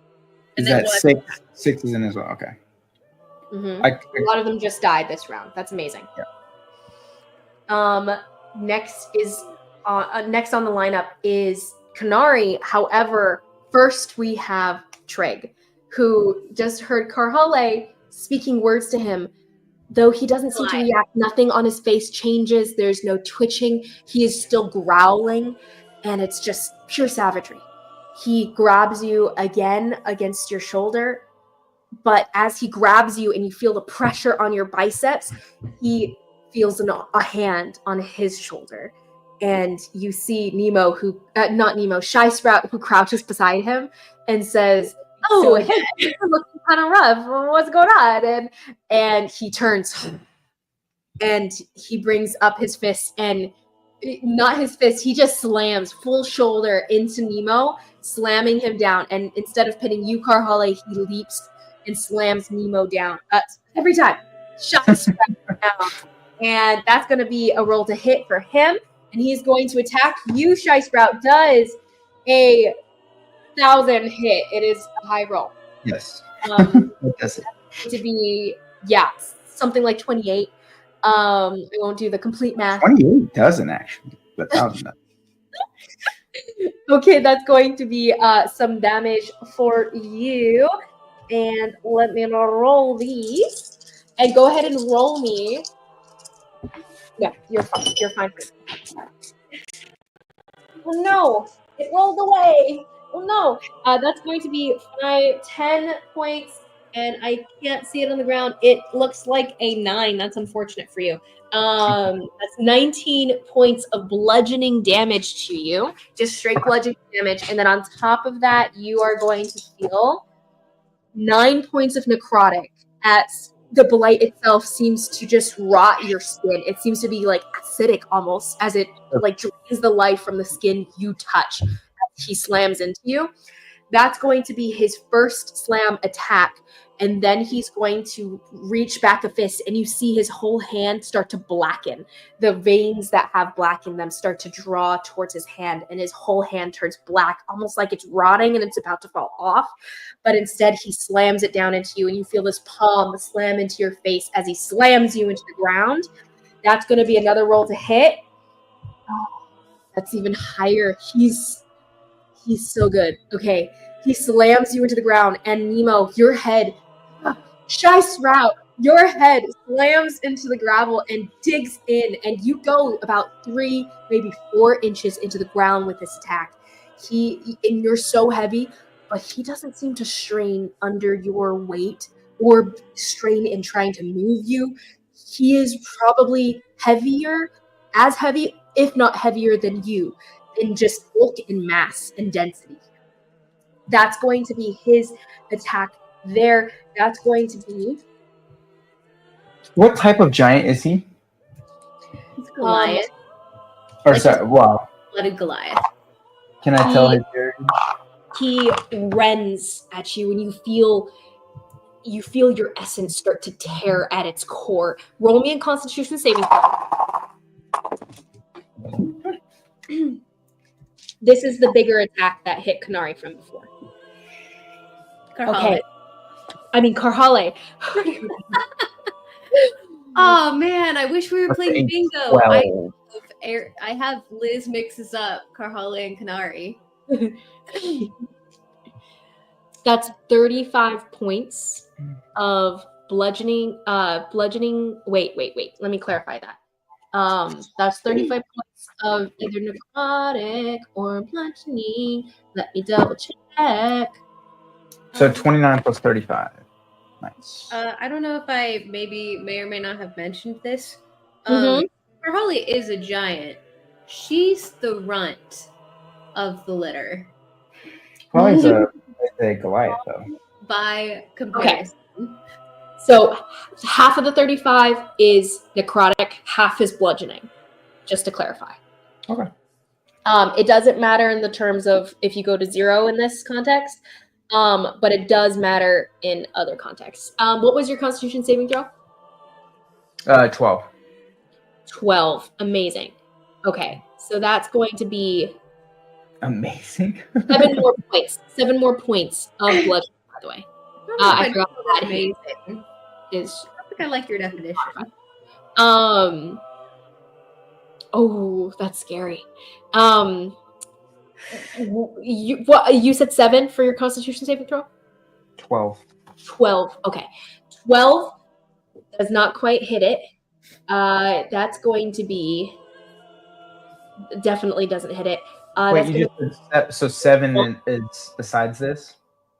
So you are currently.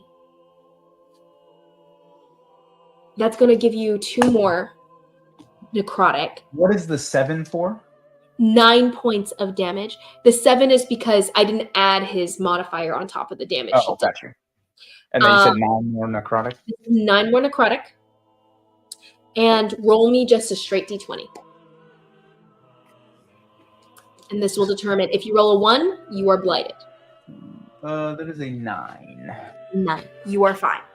So you feel the blackening of your skin, and you can see it seeping into your skin, but you're not. It doesn't quite infect you. It does not infect your soul.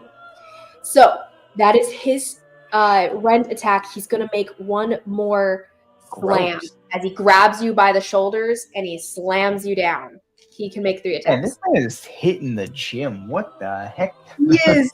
He is. Oh, this one's not as good. That's all. 81 points of damage to me last round. What'd you say? 81. Yeah, I'm at 80 right now. That's 19 hit. 19 hits. Okay. So he's going This to. did more damage to me You? than he did to Karhalle. Woo! I did roll really high for this, actually. I'm missing one of my d10s. Oh, no. It's fine. It fell on the floor. Okay. Oh, I rolled pretty low. That's only 10. That's only 17 points of bludgeoning. And then 2d6 of necrotic. Only 4 more points of necrotic damage. Are you below half health? Yes. Yes. I took 101 points of damage in my turn. Yes, I am Yes. below half health. You take an additional 2 points. How 2d6. 5 points of this necrotic. much damage? I don't understand. He is dangerous. And you are both now very aware of how I feel much like you need a disadvantage on those throw attacks. I am 1,000 to down. the ground. You can see his bulging bicep. He is 2 times your size, and he's just bulging muscle and made out of half earth, half flesh. Like he's a bulky guy, and then yeah, he's scary looking. I will say that's going to be his turn. And he slams you down to the ground. You feel blood choked out of your throat into your mouth. You spit it up as he slams you down, and you feel the blood dribbling along your chin, and you are dazed. You see stars. You see little ferrets ringing around your head as you're slammed into gravel, and you have an imprint of your body in the ground currently. You feel very comfortable in that, but also you might have fractured a rib or 2. That's going to be his turn. Next is going to We're be making dirt angels now? on the inside of the tent. Konari's turn. Wow. Okay. Good luck out there, guys. Mnemo is on deck. Honestly, the best player arrangement we could ask for, having Shy and Karhalle on Trigg. I think this is probably the best we could have asked for. And then having Zimmit sniping from a distance, I think this is going to be okay. That is amazing.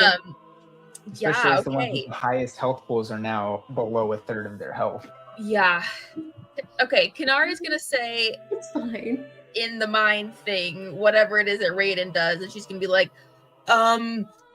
yeah, you might Bad want to things. get over here to the moth tent. Lots of people destroying Bad. everything. Bad things. Bad. Okay. To clarify, by the way, Karhalle, when you cast your healing spell, the gravel, when it fell away, you felt this warmth and you felt renewed in that moment. But then you realize you don't. You felt the warmth travel through you, and it seems to take, but then the black seems to absorb that greenish hue of magical energy that's tried to heal you. And instead, the black is done away with, and you can see it kind of disperse a little bit on your skin, and you return to your normal color, but the spell does not take, you do not take that healing. You are, so now you are aware that you, when you fail the con save, one of those con saves, when you fail one, you will not be able to heal the next turn. Great, and now I'm raging, so I can't cast spells. Cool, we're good, guys. This is fine. Let's go. Hey, at least you're raging. So Mnemo, go ahead and mark down you cannot be healed next turn. Oh, You will have to wait till the following. No, I know. I'm just saying, if someone tries to heal you, it won't take. I don't need no heal. Okay. Next is so Konari. Konari, what would you like to do? You are surrounded. You are trapped. Oh, hey, what about Zimmit and Jaskier? Zimmit and Jaskier are on the lineup, And actually, Zimmit, what is your roll? You have, no. I know what it is. It's a 16. She's below Konari. We're still in the 20s. Gotcha. Cool. Yeah, Konari said basically to Raiden, like, you're gonna want to get over here to the moth tent. Lots of bring my people hat. breaking everything. This is bad. And yeah, so Konari is going to, I guess, just attack this one guy next to her. That's who she can reach right now. So I'll take a swing at him. Yeah, I'll take a swing at him. So Amazing. First one's a natural 1. That's not great. Okay. Oof. We'll make another attack at him. It's fine. Okay. Natural So seven. You get an extra one. And bumps against the barrier, and you realize, frickin' barrier. I'm a finely honed machine, and this is messing with my calibrations. No, okay. 17. Messing with my mojo. Yeah, really. 26. 20, Definitely hits. Yeah. Okay. And So as you slam into him with your psychic staff and everything, you don't even have to roll for it. You kill him. He goes down. Like, you slam once against his head, and your staff it always has this seemingly like spectral feel to it, and it seems to pass just through him. But you see him, and his eyes kind of roll back as he falls to the ground, and blood starts to trail out of his nose. okay, and I'm Oh. going to bonus action spend some key points to get healing, a little bit of healing, not much, but it's better than nothing. So yes, I'm going to expend that. And yeah, I'm gonna get a little bit of healing back, and that is my turn, I believe. You a torn? Did you do the extra attack from haste? No, I didn't, but I don't know if I can hit anybody right now. Oh wait, there's this incapacitated, not decapitated. Decapitated. Actually, question. You also, if you can throw anything you throw goes through it. That's fair. I could throw. Throw your staff. Can you remind me what the Oni skull I have does? You don't know. I think you currently still don't know. What you know is that it's helpful and not unhelpful to you. You still don't know what it does. I feel like this is as good a situation as any to use it, though. Maybe. I mean, I don't know. You know it's helpful, but you don't know exactly what it does. And I don't think we talked about identifying any of the stuff that you did necessarily. It's okay. I'm going to use my... What? I know what it does. Well, I'm sure you do. I'm just going to go ahead and throw a dart at this guy over here. I don't know how to ping him, but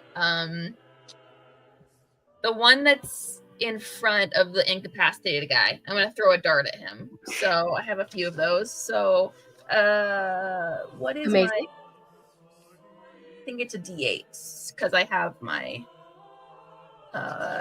all my damage does. Okay, so I'm gonna roll to hit. So let's say that's a 16 to hit. 16 does hit. Okay. And you slam it into him, and go ahead and roll that damage. Okay, that is a... Thank you, Aaron. That is actually 12 points of damage. That's pretty good. So, Amazing. You slam it into him, and it seems to pass through his mind, and you see him similarly choke, eyes roll back, slam into the ground, blood trailing out of his nose. Okay. You hit, another one bites the dust. Bum. Well done. Yeah, that's... Haste is treated okay, well. that's my turn. Did you want to crack it? Because you still have your object interaction, and you can do that. But what if it's better later? What if it's useful? It's up to you. Is this Mnemo mindset coming into play? Maybe inspiration mindset coming into play? It's up to you, girl. You know what? That's fine. I'll go ahead and crack it. Why not? Amazing. Okay, so you crack it, between your hand, and you hear the as it cracks and crumbles into your hand, and it seems to crumble into dust. And then the dust itself seems to seep into your hand, and you see this purple, bluish, white, red, swirling energy in your hand, and you see, roll me a d4, and if you roll a 4, re-roll it. 1 or 3. 1 to 3. I rolled a 4. Okay, hold on. Another 4. Okay, a 1. A 1. Then with a 1, you see your skin start to turn. You don't see this. You don't see this. What you feel is your skin starting to shift and toughen. You feel the energy in your body seem to shift and cool and then warm and boil under your skin. Mnemo, you see Konari's skin turn red, and you see small teeth. Konari, you feel teeth starting to grow out of your mouth, and you feel small little horns starting to pull out of your head, and you seem to shift into an Oni version of Konari in this moment. So, Mnemo, you see a red Oni version of Konari in front of you. Bald head, her normal garb, her whole body seems to change form. Makes you wonder, has she been a red Oni this whole time? What are you, a vampire now? But these teeth in your mouth, you feel them pierce your own lip, Konari. You're not used to this. It is awkward, and you feel claws sharpening at the edge of your fingers. You now have all the properties of an Oni for Ever. 1 minute. Dude, gaseous form. You gaseous form. Write it down. Top of your turn, you will regenerate 10 HP as long as you have 1 HP. Ooh, okay. Oni have gaseous form. You can get out of the thing. I don't know if gaseous form can go through a magical thing, though. It might. I don't even know what gaseous form is. I mean, I do, but sorry. Gaseous form would still be. It seems like her. You have varying resistances and varying vulnerabilities right now because you're an Oni. I will let you know as they come into play, but just maybe ask. Okay. Comes to play, I guess. Cool, But cool. Can I change my appearance? that's really cool. You should. Oh no, you can't. You physically can. Yeah. If you wish to shape change, you may. Like one of the night terrors, be like, How would you know what they look like, though? What? They How are would you know covered up what they look in costumes currently. But I love the idea. I love the plan. All right. Well, she's like, this is my real form right here. No shit. True form. I think that's going to be your turn, correct? Yes, it is. Amazing. The next is going to be Konotash. And Konotash, he looks about the field and yeah.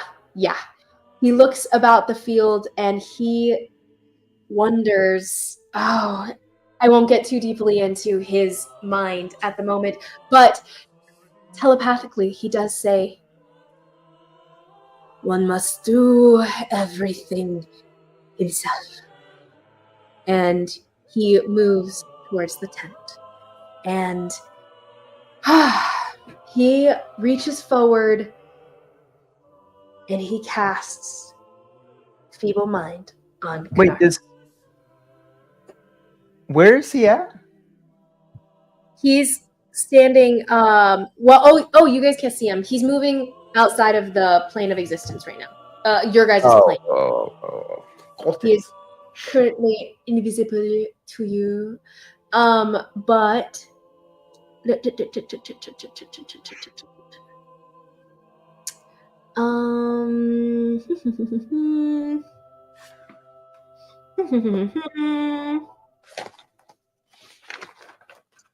he casts. Okay, actually, as he moves forward, instead of that, he moves forward toward Konari, and he reaches out his hands, and he starts to wave them. As he's in between planes, he flickers back into this plane, and as he flickers, he starts to spread this veil of energy that seems to be flickering over him as he's fading in and out of sight. It's almost like he's almost a figment of your imagination, like he's but a dream. And he starts to spread this mirage, this illusion, this flickering reality. He starts to spread it. He expands the lucid veil, and it starts to spread over all of his allies. And you see all of the night terrors still within the tent, and the ones outside of the tent, all of them start to flicker and fade in between realities. But only the night terrors, only the Kalashtar, not Trigg on the ground. Mnemo. May I attempt to siphon this? Yeah. Not. I will allow you to attempt. Go ahead and attempt to siphon. So, is this a saving throw? Remind me, is it a saving throw or are you rolling? Charisma saving throw. Okay. So as remind me what siphon does. So basically it's the alternative to quell, where it's essentially a counter spell, but the effects I get from it is he loses the spell slot and I gain the spell slot. Okay. I will say this is a magical spell of sorts, but it's more of a Kalashtar ability while still using a spell slot. So, as this happens, he does roll a 13, which I believe fails. This is his lowest save. Wow. I'm surprised charisma is his lowest. But He doesn't have yeah, to that's definitely build anything. He definitely just fails. Yes. Okay, so then as he starts to spread this magical effect across the field, you reach out and you try to siphon it towards yourself. And as you do so, you gain a 3rd level spell slot. And you said it does cancel out the spell, correct? Yes. Okay, so you see his spell reaching out. It seems to flicker, and as the people are flickering around you guys and you feel them almost losing density, losing presence, like they're fading out of existence, they reform and they're back, and they all kind of glance up and look in your direction, Mnemo, as you've reached out and you see this magical energy flowing to Mnemo. Mnemo, you gain a 3rd level spell slot, and well done. Ooh. Way to go, Mnemo. And that's going to be his action. Next is going to be his bonus action. And he will... That's it, actually. That's his turn. He kind of seems flustered in this moment. And he looks at you. No. He does have a bonus action. What am I saying? He looks at you, and then his mind surges into yours, Mnemo. Roll me a wisdom saving throw as he steals your thoughts.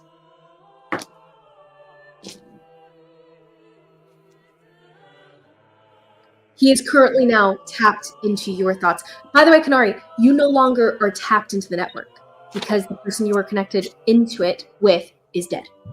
Connection's pretty bad out here. That is a 16 wisdom save. 16 is pretty good. Unfortunately, does not pass his. And he reaches into your thoughts, and you throw up this good defense, a magical defense. You feel like these magical bricks trying to build this protection for you in your mind. And then it's bulldozed over as a large spectral mental force slams into you and rips your mind open so he can peek within. And all of your thoughts are opened up to him. The thoughts that are pulled out of you are many. He is looking through your mind, flipping through your mind like a scrapbook. He knows your weaknesses, and he knows more about your allies. The good thing is that you haven't been around them for recently, so any of their newer abilities may not be as present to you. but you are an open book to him. He knows everything about you. Luckily for us, Mnemo doesn't know shit. Very true. And he speaks out loud to you. No, he speaks mentally into your mind, and he goes, "The boy who became magic. Interesting." That's his turn. Next is going to be Mnemo. You do have disadvantage on any attacks you make against him. Very aware. I don't attack. I don't care. Next is going to be Mnemo. What was that? I don't know, okay? I'm running on very little energy. Let's actually pause here on the top of Nemo's turn. Let's pause here and go to the bathroom. Take a little break. It's been 2 hours. Zimmit, by the way, you are on deck. Woo! Hello! Okay, let's go.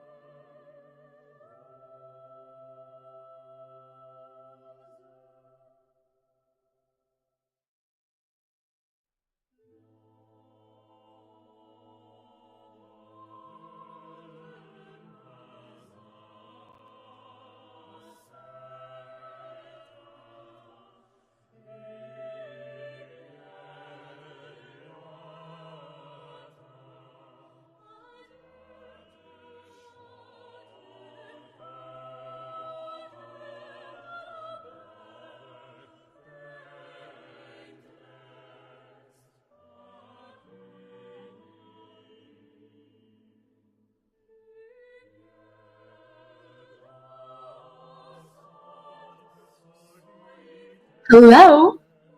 Hello? You think we're gonna make it, Liz?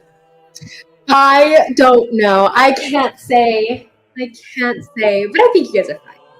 Probably. Then I wish I hadn't used my own. No, it's okay. The Oni thing is cool. Maybe we can find more. Woo! I want more Oni skulls. They're cool. They're very cool. Do you remember where you picked it up? I think it was Lusitania's lair.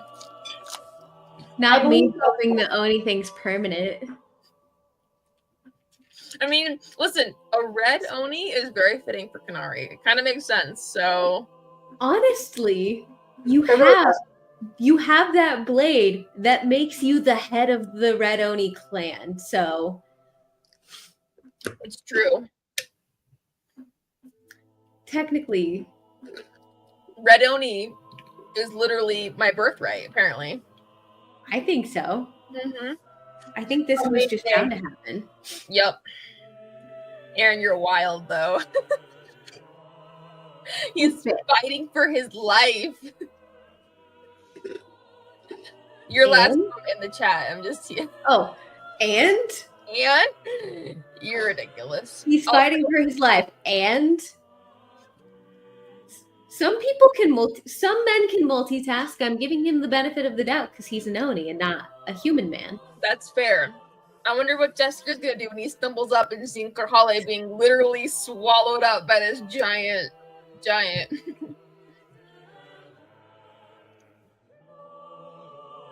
Drunk Jaskier. Will be very interesting to see what happens. We're just friends, I swear. What'd you say? Oh, Trigg and Karhalle?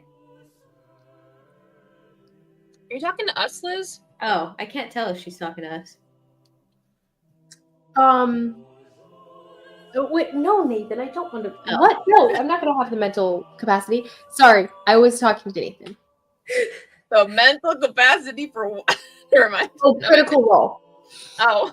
Oh, talk about critical role Sorry. right now? Yeah. No. My eyes are burning. Side No note, contacts in, Liz. I do have my contacts in.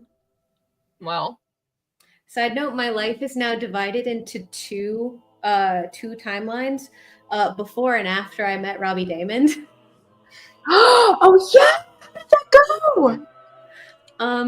Yeah, it was very embarrassing. Don't ask Emma how it went.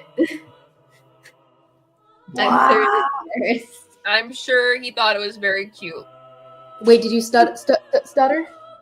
Yes.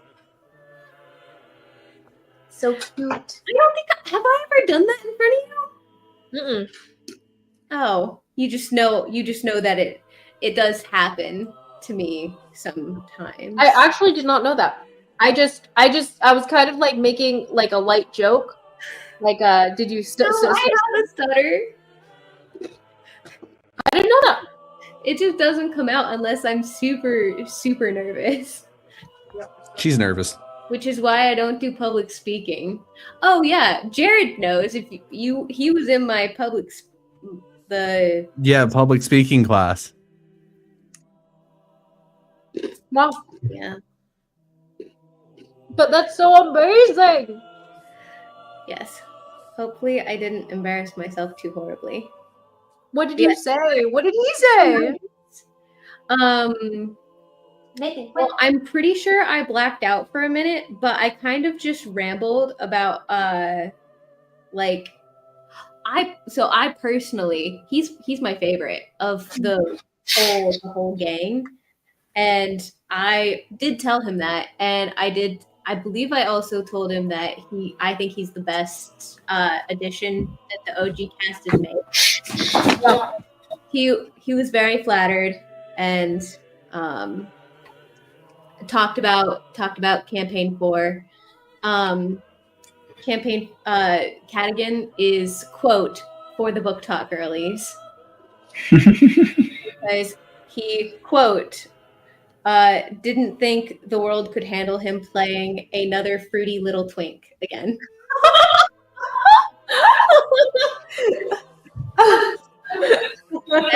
That is a direct quote. I am not paraphrasing whatsoever. That is the funniest thing. Where did you meet him again? He voices Megami Fushiguro in JJK. And so there's Yamakan in Pigeon Forge this past weekend. So they went to a theater in Sevierville. I knew they were going to be there. It wasn't so he was just doing his voice acting there, and then No, he went to the movie theater. He was at the anime convention, and him and a couple of other JJK cast members went to the movie on opening night. God. That's how Thea met the entire cast of Blue Lock. Interesting. Her whole family drove 2 hours to go to the same theater as these people. They love. I drove an hour and a half. Well, Emma drove an hour and a half. Very worth it. And there was, I don't know if anybody here is a JJK fan, but the voices for Yuji, Nobara, and Geto, and Megami. Ah, so great. Megami, love of my life. Dan, do you know who Robbie Damon is? The guy you sent in Discord the other day? Yes. Yeah. Yeah, voices Megami, also member of Critical Role. Yeah. Ah, I love that man. Okay, guys. Anyways. Okay, so taking up from where we left off, Mnemo and I'm cooking food. Zimmit on deck. What would you guys like to do? I mean, what would Mnemo like to do? Okay, so your mind has been ripped up, and you are now you feel your memories flowing towards Konotash Koe as he wrecks your brain telepathically. Does he have to take psychic damage because of it? Because of how my memories are with the core, I'm just saying. I'll roll for him. Wisdom saving throw. But that's the thing he's the best at. And that was actually a really low roll for him, but it's still a 15. I would say he's fine. Fine. Mm-hmm. Okay. Actually, it's 16. So, sorry, Moth Dude and Konari. I feel like you guys probably weren't the best choice for that spell. I probably should have given it to the Moth. Yeah. Well, I didn't know you were there. No. Jenny and I probably should have, and then what'd you say? Oh, I thought Dan said that. Oh yeah, Jenny would have been a great like person, Moth. but Konari's not a bad person. But yeah, Jenny would have been a great person. for that. And the moths are really what does your half of your moves. So, well, okay. So I'm gonna drop haste. Okay. And No longer hasted. Got it. yeah. So minus. You know, if you drop haste on us, we get stunned essentially for the next round. You're already stunned in the thing, basically. Okay, that's not true. We just lose. You can't move anywhere. You're right, but Well, to be fair, this would be the best round for haste to drop because there's nobody in your immediate vicinity to attack you. So, unless you get the. But yes, you guys are now stunned for your next turn. As you guys feel the energy that was coursing through you. I mean, not stunned, yes, but you can't do anything. You feel the energy coursing through you, and then immediately it's sucked right out of you, and you guys are and you feel your whole body sag, and it takes you a few seconds to recover. So, I was thinking I would be able to get you out in a turn, but it won't happen, unfortunately. Okay. I am going to. So do I know, because I've interacted with this dude now, do I know where he is in the tent? what do you mean? Her dad, Konotash. He's not in the tent, but you're saying from in the tent. Oh. Do you know where he is? Yes. Right. Okay. That actually doesn't matter as much. If I know he's not in the tent, that's all I need to know. All you know is that your mind has been ripped open. I will say. Actually, that begs the question whether you would have been able to siphon because you couldn't see him from where you were. I thought you said he flickered in from the incorporeal realm when he did He- this. And he flickered back out. He did, but you guys are in the tent, so Mnemo doesn't have a visual on them. He can just mentally do stuff to people without seeing them. However, I will say, let's say that the tent flap is flickering up and down, so you're seeing him briefly and sometimes apart from the tent flap. Yeah. Okay. I am going to then, if he's not in the tent, I am going to. Mm-hmm. So I drop the haste. At this moment, you will see Mnemo is going to pull out a little, almost like something Shy would make, like a little wooden dragon head out of his bag and be like, Shy made this for me. And then he's going to crush it in his hand and burn it to a crisp. As he does so, it's almost as if from the ashes as well as from his corporeal form, the energy and the translucency of him starts to shoot out and starts to wrap around both what's the owl dude's actual name or moth dude's actual name? You don't know. He's the Mothman. Oh, okay. Moth guy. Come on. Moth guy and Konari and Yin will a wave will start circling around them and start forming physical features of a dragon. Interesting. I would like him to form around all of us so that his body is blocking us all off from Okay. pretty much everything. If you will allow that. I'm summoning Draconic Spirit. Okay. Which You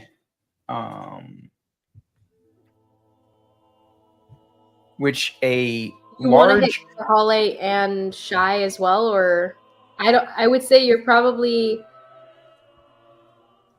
okay. Go ahead. Describe it. Describe the spell to me. well, so he would fill up around 5 square spaces, Okay. in equivalent D&D terms. So I would like him to basically block off Konari and me especially. If Yeah, I would say possible, that's fine. Alan Jinian. Okay, so we are then blocked off physically from the rest of the whatever and circle around us.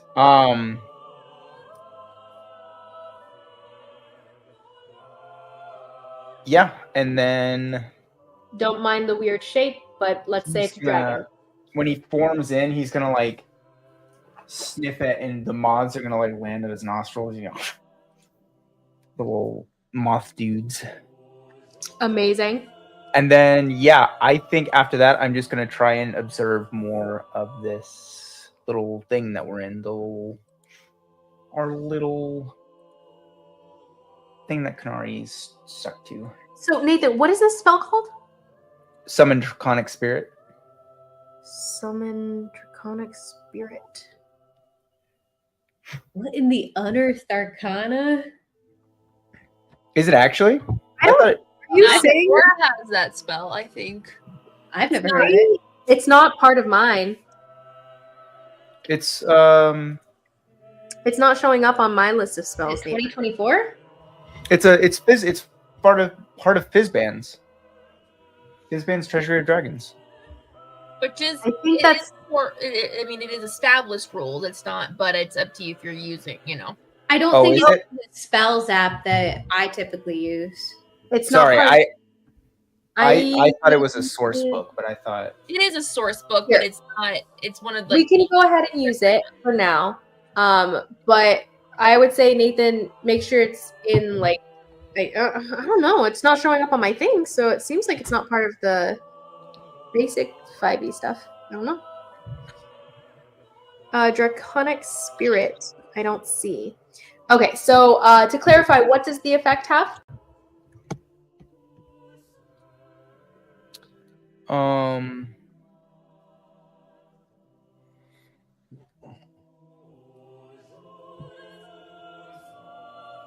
don't know. I thought okay. It basically just summons a draconic spirit. But what does it do? In an unoccupied space. It's just like a dragon, basically. It can attack. It's like a. It's It can like attack, and it can give resistances, basically. So I'm gonna steal its resistance to necrotic. So it has to be an unoccupied space? I'm confused. So you're saying so it's not hovering over you guys necessarily. It has to be an unoccupied space, right? So it has to be. It manifests an unoccupied space that I can see within range. Yes. Okay. And you said it takes up 5 spaces. Well, it's a large. It's a large dragon, a large creature. Okay, so you are now crowded in with a gigantic dragon spirit that is now taking up a majority of the space within the tent. So does it have a physical form? Yes. I mean, it's a Dragon spirit? I don't know. But yes. Okay. So I guess continuing forward. So if someone attacks in that direction, would they hit the dragon first, not you? Well, that was my what I was hoping to achieve. Summon Draconic Spirit 5e. Okay, cool. So then that's your action, right? Any bonus action, sir? No. I'm just gonna try and observe the circle some more. Okay. Okay, so it's basically like a small dragon. Cool.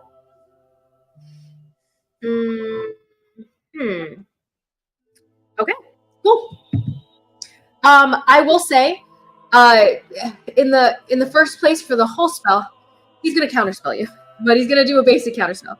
So, because he can see you, if you can see him, he can see you. So he will go ahead and just try, and it'll be an Arcana, and he rolled pretty low. So go ahead and roll me a contested Arcana check because it's a higher level than the 3rd level that he cast it at. I'm doing contested Arcana. This is a 5th level conjuration, so his 3rd level counterspell. He rolls to. Oh! It's not contested. He just rolls. It's roll against, and then Yeah. 10 plus. Okay. Okay, so he actually barely misses. Surprising. He's got a crazy Arcana. So he like tries to brush it aside, but you press forward. Your understanding of magic presses past his painful pulling and tearing at your mind here. And you are able to successfully cast the spell. Is it concentration? It is. Okay. That's why. So you are concentrating on it. Amazing. And amazing. Okay, so no bonus actions, correct? No. Okay. And I'm just doing as much as I can to observe the circle. So let's see. It can take its turn immediately after yours then. So go ahead. You can use its turn. So, sorry, just to clarify. So then what would determine, because it's an official source book from Wizards of the Coast. So what would determine... It's not coming up on Liz's app. It's not on my app. It's just not on my app. I don't know why. Doesn't matter. Moving forward. You go. Okay, I'll just have it melee attack the one little terror dude. Okay. So he makes a little attack. And go ahead and roll hit.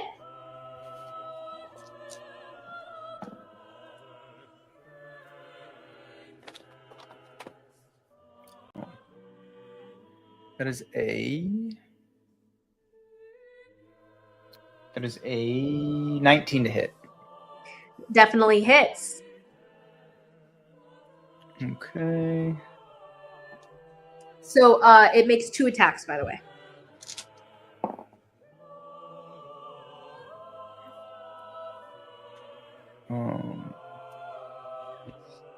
Do you So it would wish be breath attack as well, by the way? so it'll be 14 points of piercing damage. You said what? Amazing. No, not yet.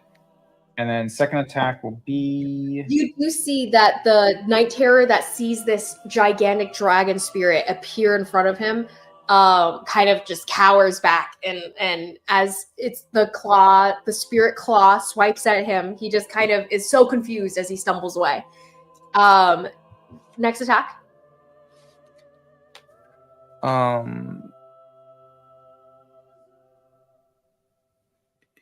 Yeah, it'll be 4 plus 5. 4 plus 9. Okay, so that is a 16. 16. Okay. Definitely looking very rough. Actually, no. That's enough. So 2 slices, and the Night Terror that was very confused, stumbling back, falls to the ground, kind of blubbering, choking up blood from his chest that's ripped open. Well done. Okay.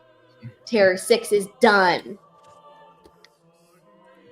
Quick work. Okay. And breath attack. You can make the breath attack. Does he wish to?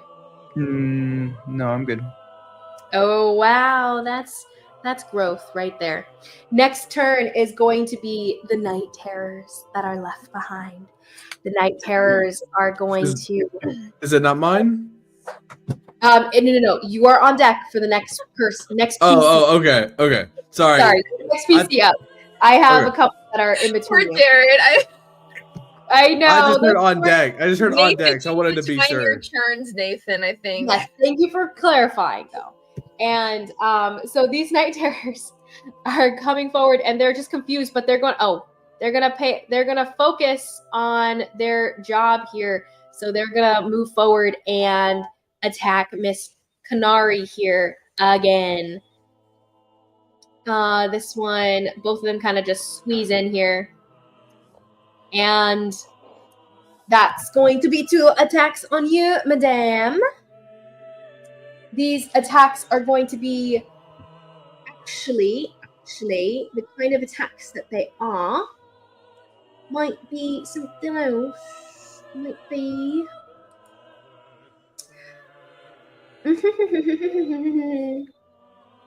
Okay, they're going to make their... they're going to cast...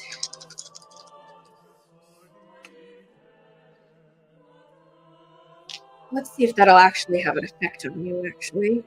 Because I can't remember. If you're blind, it might not apply.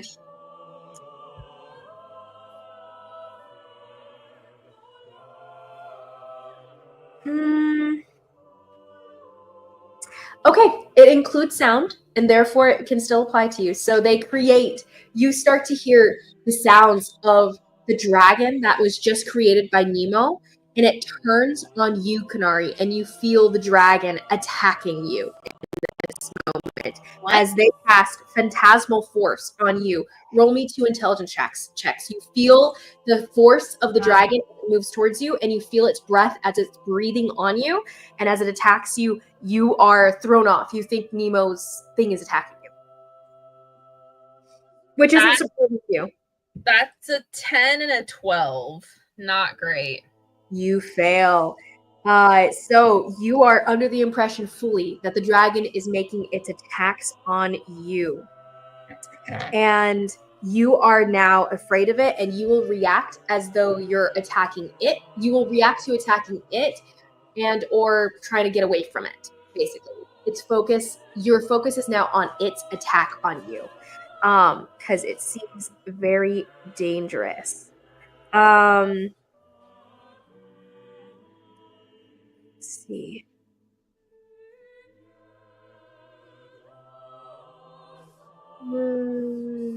Okay. It's not a lot of damage, though. This is a pretty low level spell. So you will be taking 8 points of what you feel like is fire damage, but it is psychic for you, so you have it. Okay. And you feel like it's attacking you currently. But yes, your focus is on that, and you're going to try to move away from the dragon rather than focusing on anything else. So that established, that is their turn, and the ones outside are going to make their move, and they're going to run. This one's going to run inside. This one's going to... he's going to use his action to cut through the... He's going to use his action to cut through the tent, and he just... You guys hear, like, rip, as the tent flap is cut open, and he pulls himself through where the flap is not. And both of them in there. Terror 5 is going to make his attack on you, Konari, and he's going to go ahead and make a physical one on you. So he rushes forward, and I will say the dragon, I would say, is a very good distraction, so he will have advantage on this. But you're still pretty high, so he doesn't hit you. He rushes forward and he slides his dagger against you, swings it at you. But even then, even with the dragon blowing fire at you and you kind of being distracted by it, you still hear it coming out of the corner of your... you can hear it coming, and you scare yourself. Well, that's going to be his turn, and the other terror is going to... he used his action, so he's just going to make his way inside, and he's now next to Jenyen, who's growling in his direction. That's their turn. Next is Zimmit. Zimmit, what would you like to do? Welcome to the party. Zimmit! Yes! Zimmit, you hear the sounds of a battle going on the other side of the hedge in front of you. You guys have kind of been rushing through, and you see there's a small path that's been carved through. Oh, there is a small path here on the map too, actually. So you see this small path as you are coming forward. Go ahead and tell me what you would like to do. Okay. You see Karhalle through the small path, and she is no longer in her horse form, but everything's still a little hazy for you. You're still feeling like you're feeling good. You're feeling so chill right now. Okay, question for you, because There's a guy on top of her as a side note. You don't know how you feel about that. It could be fine, it could be bad. because of the guy using the blight, would I have felt any sort of like disturbance? Yeah, you definitely feel that disturbance. It feels like coming home. You're almost drawn to it. You love that feeling of power, but you're also hesitant because you have the bracer on and it's protecting you from its influence. So you feel that, you sense it, and it's almost like the desire for a drug, and you feel drawn to it. But you can say no.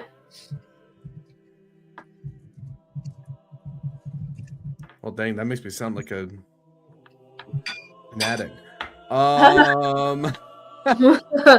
I don't Okay. disagree. So my thinking was, because especially with what I've been through in the past like 2 weeks now, and my thought process is I don't want anyone else to like have the same problem that I'm going through. A little bit of character development there for Zimmit. And so I'm gonna ask you if I can do this. Lay it on me. I have this spell called Enervation. Mhm. It specifically says that a tendril of inky darkness reaches out and touches a creature that I can see within range and drains life from it. However, I'm asking you, can I do that? And this is a level 5 spell, by the way. Okay. to, instead of draining the life, to drain the blight from Trigg. Very interesting. Very interesting indeed. I will say, since you are familiar with the blight so well, I would say you could, in theory, target it using this spell. What, I need to roll like an But attack? you know, it would be a saving throw on his part to see if Okay. the spell would take effect, the normal saving throw. Mm-hmm. However, you know that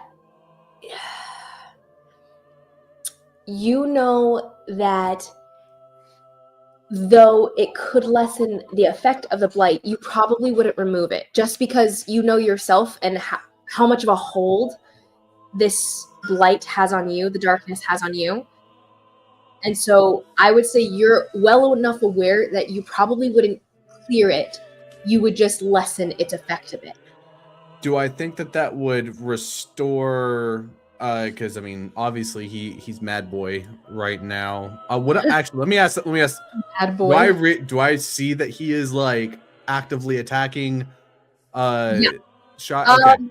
I would say you can definitely tell, like, as you get a little closer. Originally, when you're walking up, you're like, oh, and you're like, oh. Okay, then yes. As long I just want it to make sense, so that way I'm not just doing what I want. It will be a charisma roll on your part to Okay. see whether or not you can manipulate the spell to your benefit in this. Okay. What's the name of the spell again? Do what? What's the name of the spell again? Enervation. It is in the 5e. Yes. I am familiar. Okay, so go ahead and roll me a charisma check. And this will determine, just use how well you can manipulate your own magic here. And he's going to roll his saving throw. That's a 23. A 23 is amazing. And that's amazing. Okay, so as you shoot it out, you're twisting it. Oh no, I'm so sorry. You're drunk. You have disadvantage. So roll one more time. And let's hope it's higher. It's still a 19. Amazing! Okay. So, you cast the spell, and even through the haze, you understand this thing that's been living inside of you for a long time now. You understand it. And you think you could pull it out. Perhaps toward yourself. Perhaps not. But you start to force it out of the person in front of you on top of Karhalle, though you know not who it is. He rolls a saving throw, and he does pass the saving throw. Let me double check. What did he roll? Because wouldn't it be my saving throw? Or my spell save? Your spell save, yes. What is your he got with a he rolled pretty well, but he doesn't have a terribly high dex. It's a 17. I have a 19, Becky. Amazing. Okay. And that was at advantage. Side note. Okay. So with that, it hits him. And go ahead and roll me 2d8. Go ahead and roll me. We'll say, let's roll radiant damage instead. Okay. So you're sucking it out of him. It's almost taking the effect of radiant damage as it draws the blight out of him. What? Oh, I'm Go ahead. 4d8 necrotic damage. Oh, 4d8. Oh, my bad. Mhm. I'm not paying attention. Not necrotic in this context necessarily. It's draining it from him. So we'll just say it's like the reverse of the radiant damage, which will double it because he is vulnerable. Okay.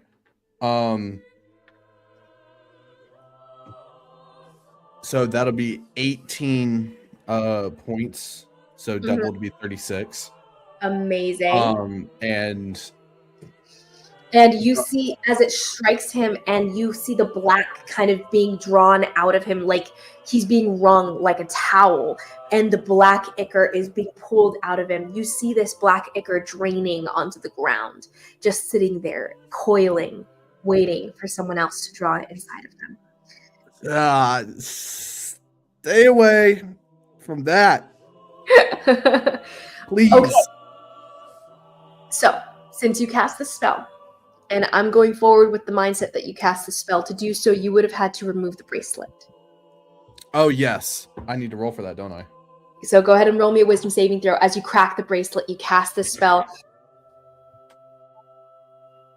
The bracelet is still there. It still operates. You just unlatch it, put it in your pocket. How high do I have to reach? What did you get? 12. Oh no. You feel the need for that darkness right in front of you. You need to draw what you pulled out of him into yourself. And you are not fully the bad Zimmit currently. But you know you are overtaken by your desire in this moment. Is there like is there a way, like, as I'm like starting to transition, I'm like, guys, it's happening again? Oh no. And yeah, you can totally say that. Okay. As you feel the black veins starting to crawl up yours, not altogether different from the look that Trigg is sporting currently, as it starts to crawl up your neck. And Guys, we're about to have 4 different competing parties in this battle. And with that, though, you are also, you hear whispers as the necklace on your neck starts to take effect as well. The necklace, though, is not bad for you within the moment. It's just generally problematic. Yes. You do have the ability to use the necklace as well if you'd like to use the abilities of the necklace. Oh shoot, I completely forgot about that. So never mind. But this turn you won't be able to use it. But any bonus action you'd like to use, sir, as you get closer? Do I have anything? I just want to double check.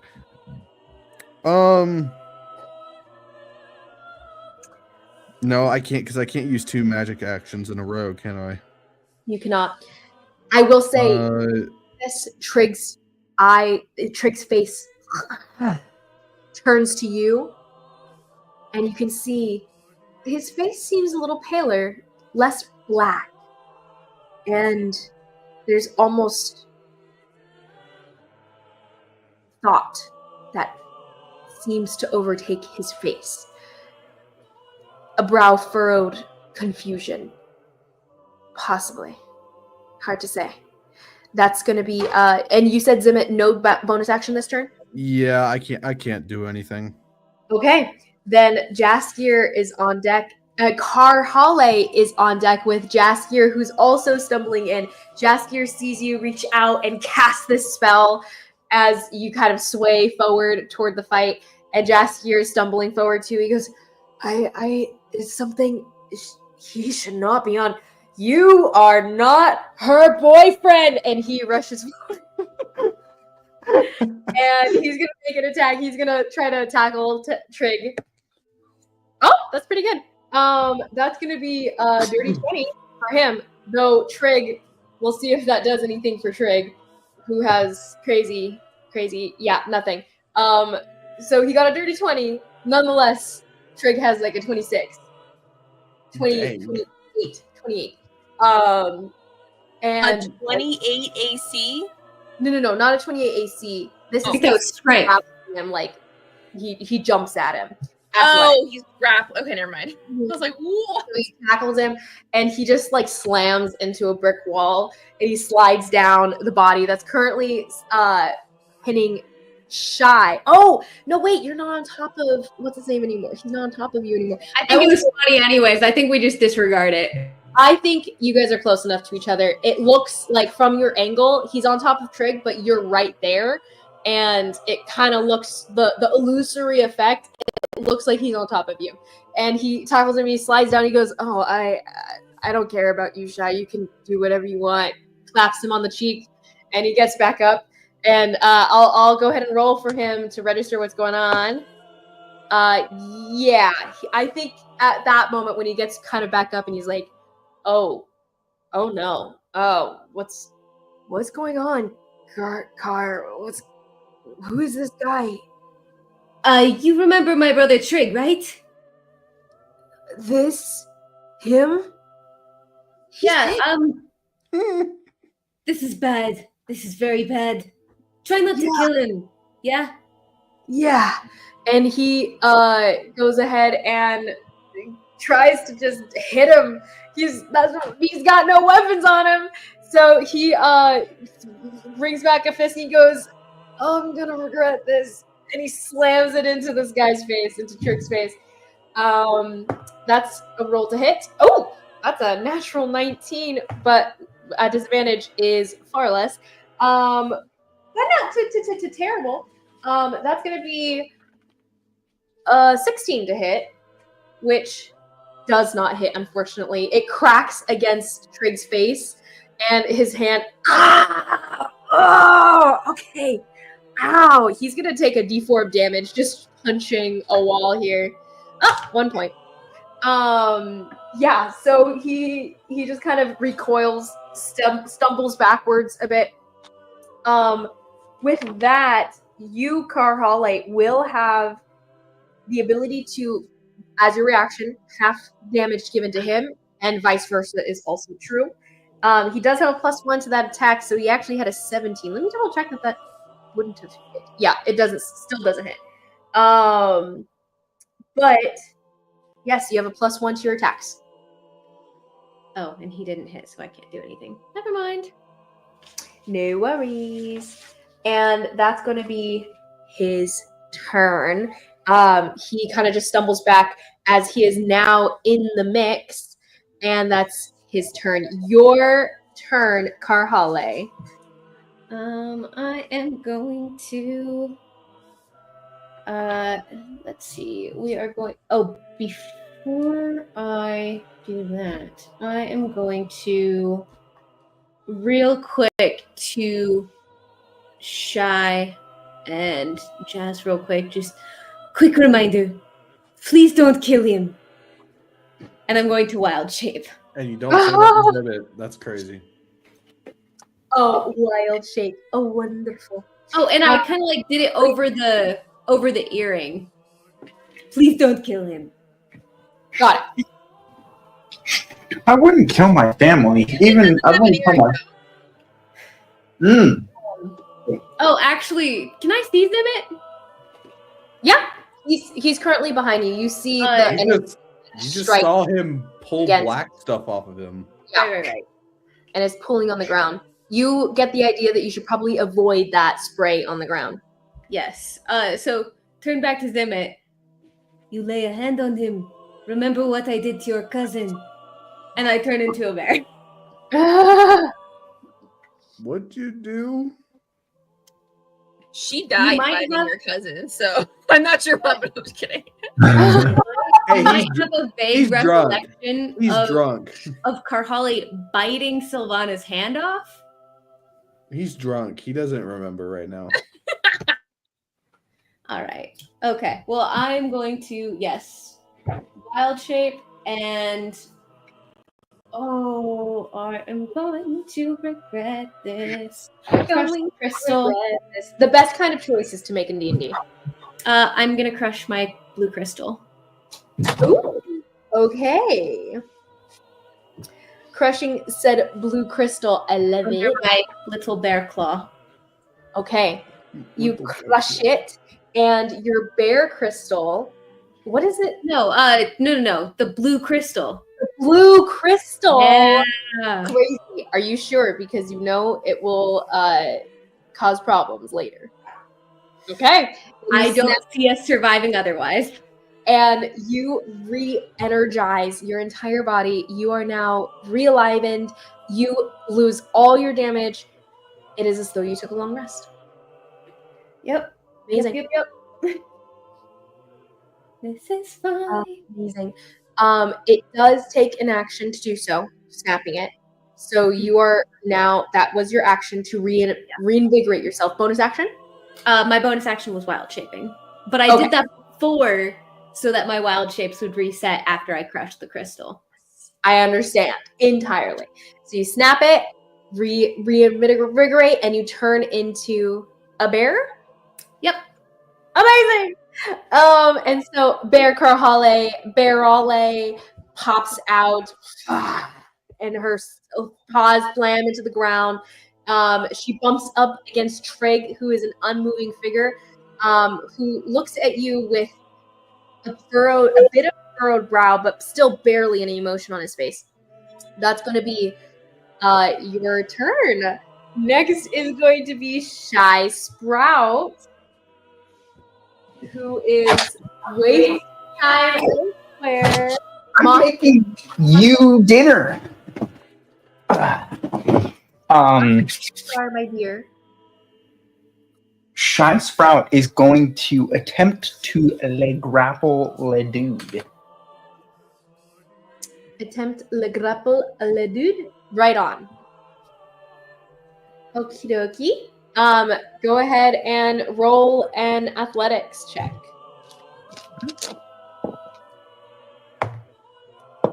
Oh, I rolled really low for him.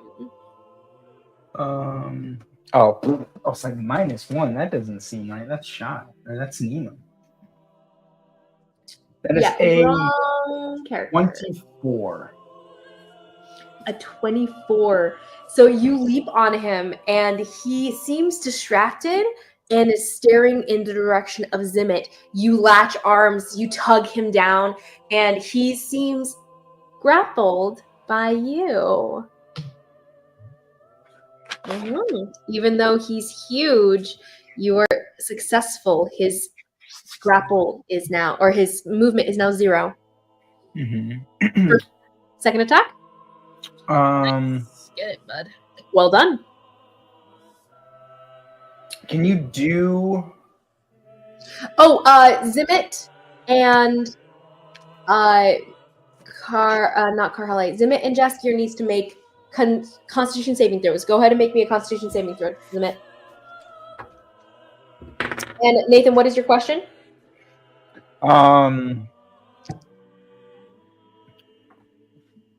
That's all I can really do. I didn't think about this too well, but 18. Jaskier does fail. And you said 18? 18. Pass. Good Let's job. go. Yeah, I had that constitution earlier. Exactly. There's nothing more I can add on to grapple, right? No. Yeah, then that'll be. Do you have another attack? You have 2 attacks, don't you? You have to take the attack action to do a second attack. No, I know, but you have 2 attacks in your attack action. So your grapple is an attack.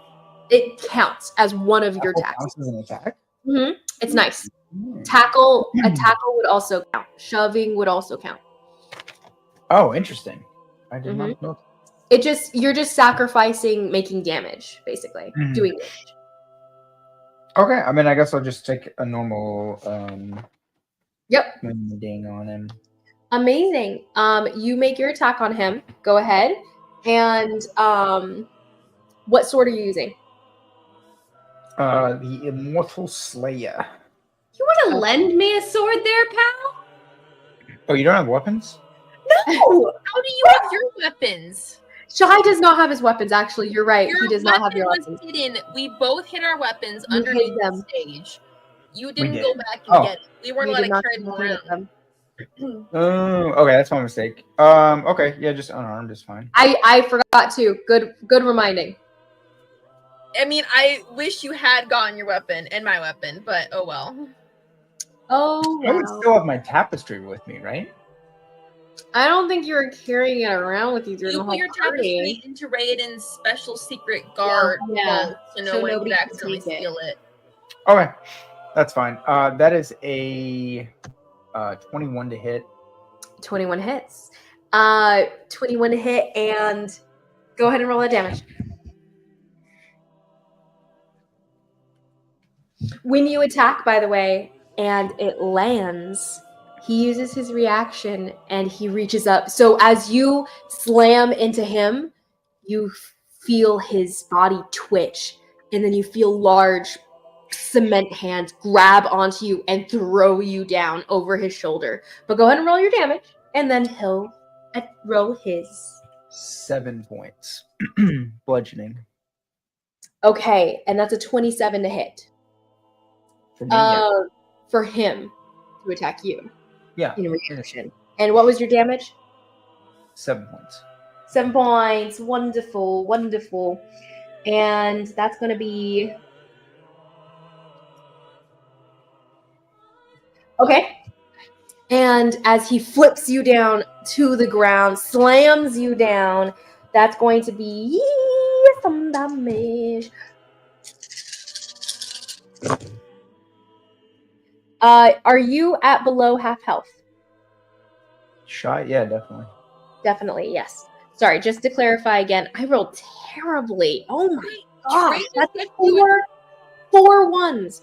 And Trigg he's gets still to attack obliterating him us. randomly, though? He gets to react to an attack that lands, a physical attack that lands. Dang. So that's 4, 8 spitty damage. That's 12. That's 19 points of damage. Oh, poor thing. 19 6 points. of those are necrotic. So You annoying. said 19? Yeah. Slams you down, and you, as you are slammed, all the air rushes out of you again, and he's growling still, and the confusion is gone. Gone from his face. He is just savagery again.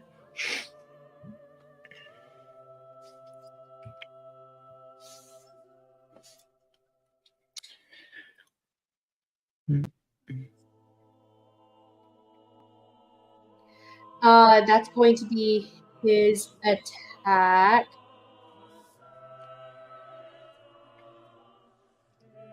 Okay.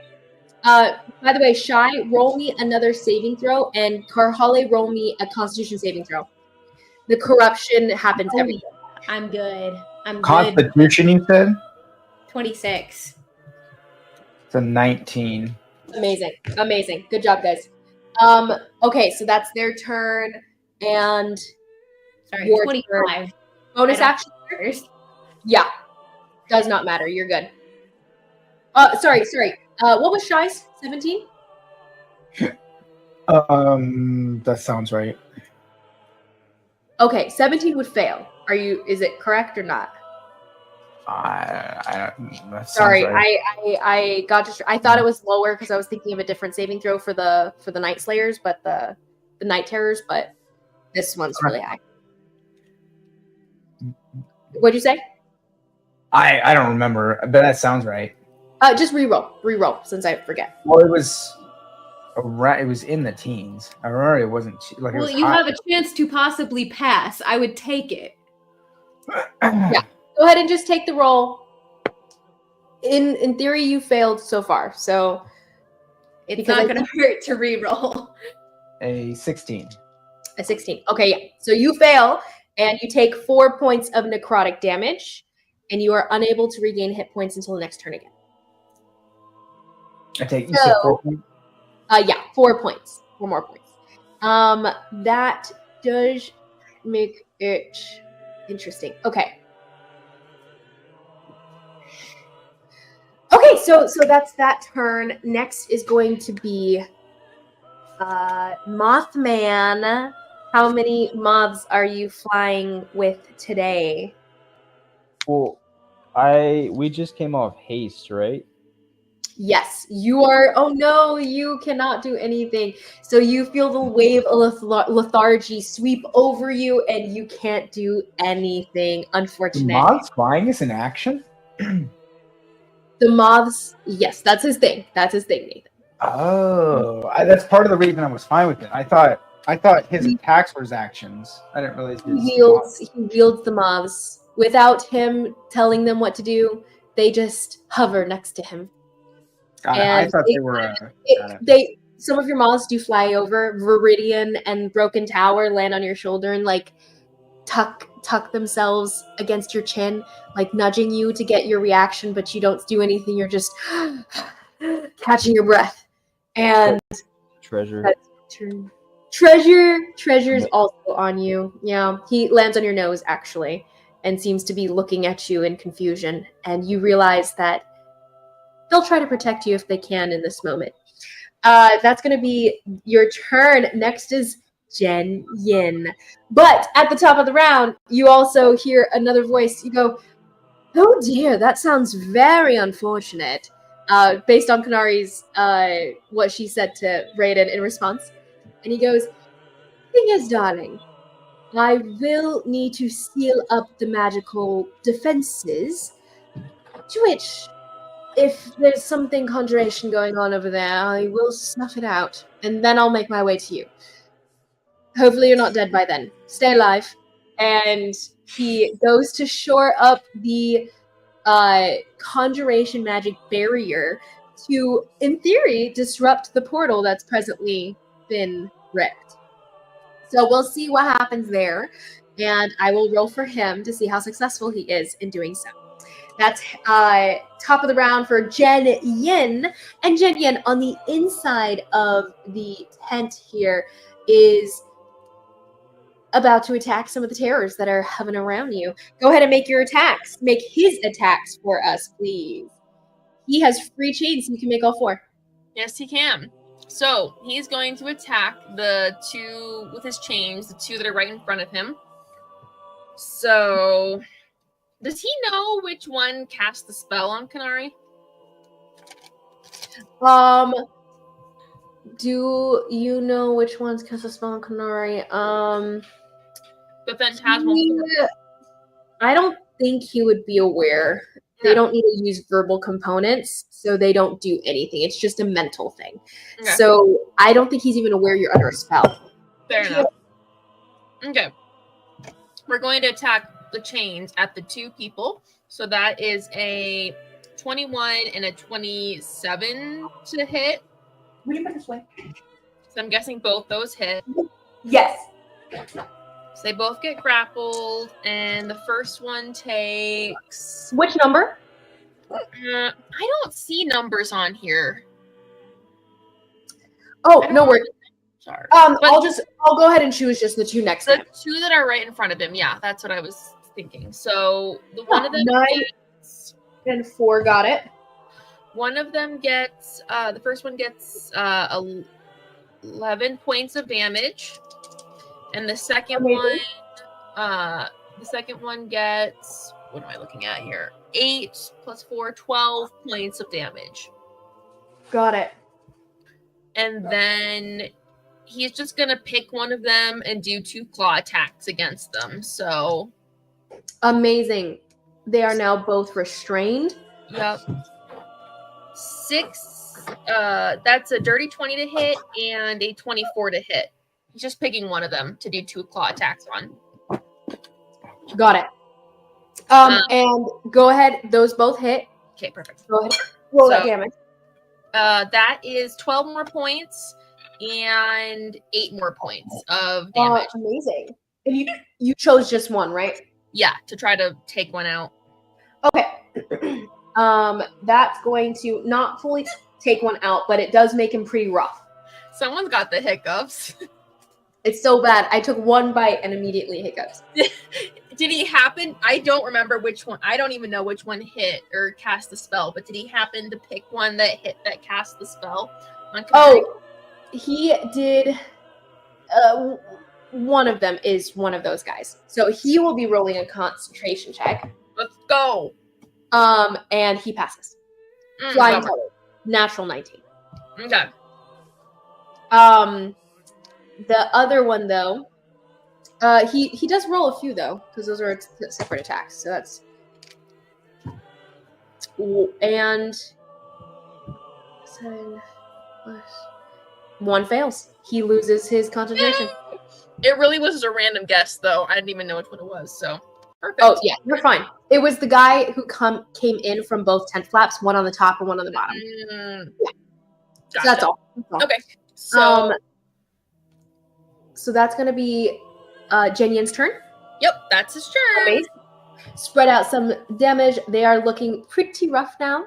And next in the lineup is going to be Jenyen does turn to you and he goes. No, he turns to you and goes, break. He turns to Mnemo, to Konari as well, but turns to Mnemo and goes, break her out. And Yeah, Mnemo, break me out. very, very scarily attacking. That's his turn. Next is going to be no. Sorry. Jenyen. Now it's Trigg's turn. So sorry, friends out there. Good luck to you. He is now focused on Shy, no longer on Zimmit. So he looks at Shy and Karhalle and Jaskier, who are in his near vicinity, and he explodes with magical energy. Go ahead and roll me con saving throw. You sure this isn't Explodes Mnemo? with this Exploding with magical energy? black explosion. That's a 10. 10 fail. Go ahead and roll me a Constitution saving throw. Oh, sorry. What was the first one? What do you say? What are you asking? Sorry, it's an 11. Roll a save. A Constitution saving throw. Oh, okay. Yes. 19. Okay. You pass. Successful. Jaskier needs to roll. Here, Karhalle, give me a Jaskier roll. And then Zimmit, go ahead and roll as well. Oh, You're thank with it. goodness. I rolled an 18. 18. What am I rolling for again? Sorry. Constitution. Just- save. Con save. I got an 18 as well. An 18 for Jaskier is great. So he has 23. So he passes. And you got what, Zimmit?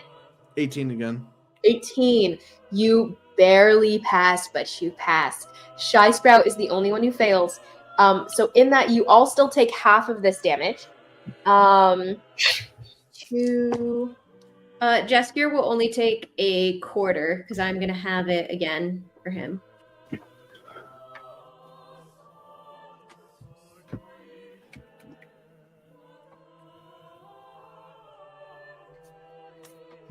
Okay, so you take 29 points of necrotic damage and then halved again to add on to that. So he takes a quarter.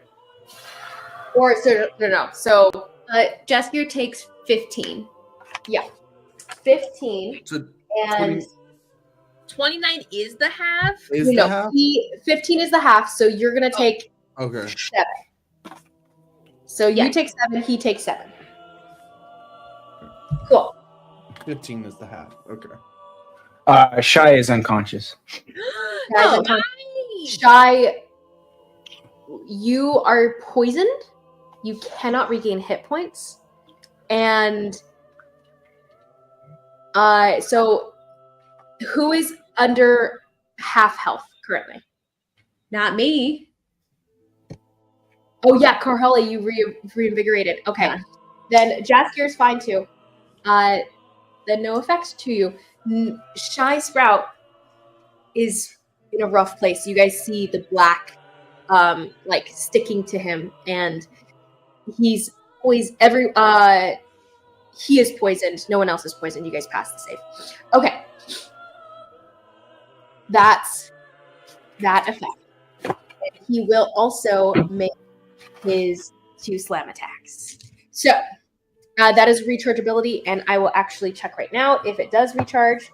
It does not. So that's going to be his attack now, and he's going to go ahead and attack Karhalle, and Good. and Jaskier, who are next to him. No, I'm gonna whatever Jaskier's is. I'm gonna half it. He's kind of not a threat because he just punched him, and his hand kind of like cracked on his face. So he's gonna turn to you, Karhalle, and make both attacks on you. Oh, good. So Excellent. one is a 17 to hit.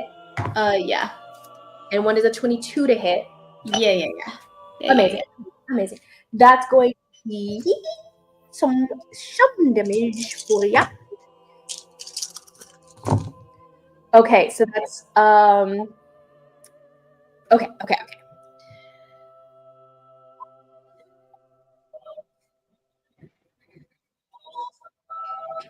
That's 38 points of damage. Great. 10 of those are necrotic.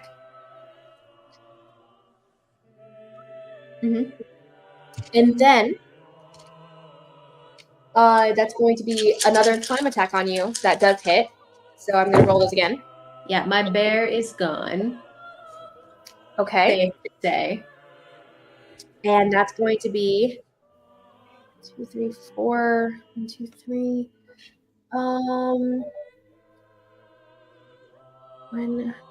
Okay, so 6.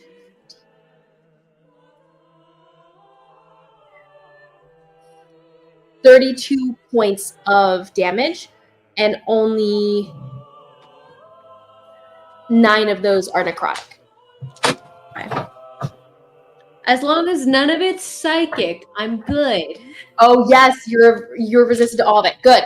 Okay, so then that happens, and he made his fly first. That's going to be. He can see it definitely hurts her less than it did. And that's going to be his turn.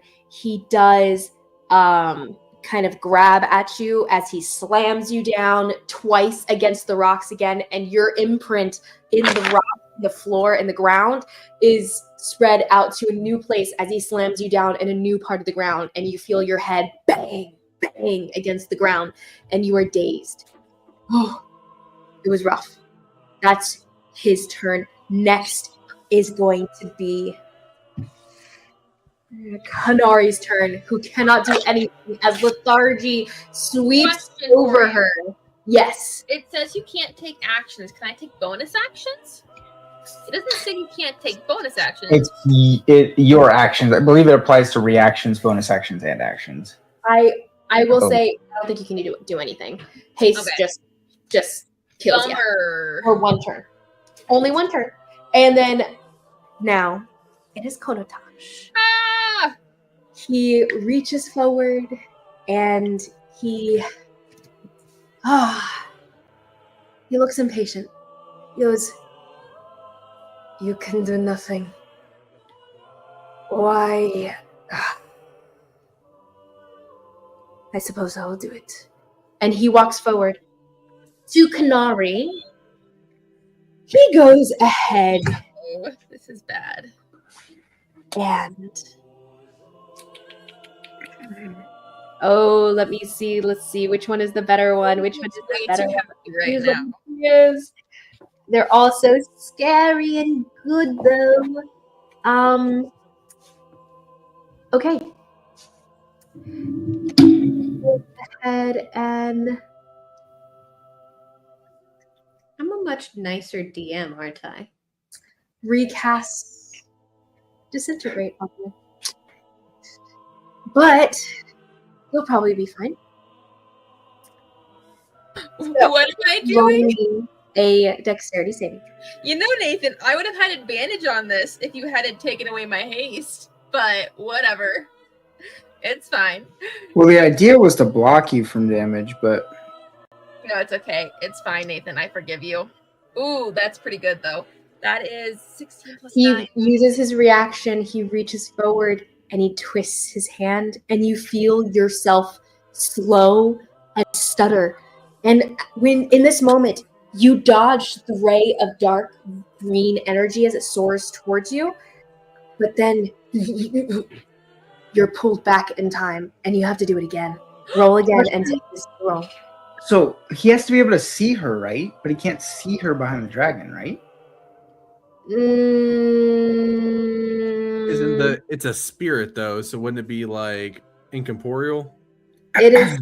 It says it's corporeal, but I don't know if he would be able just to move to where he could see. I don't know how, it works. So I will say,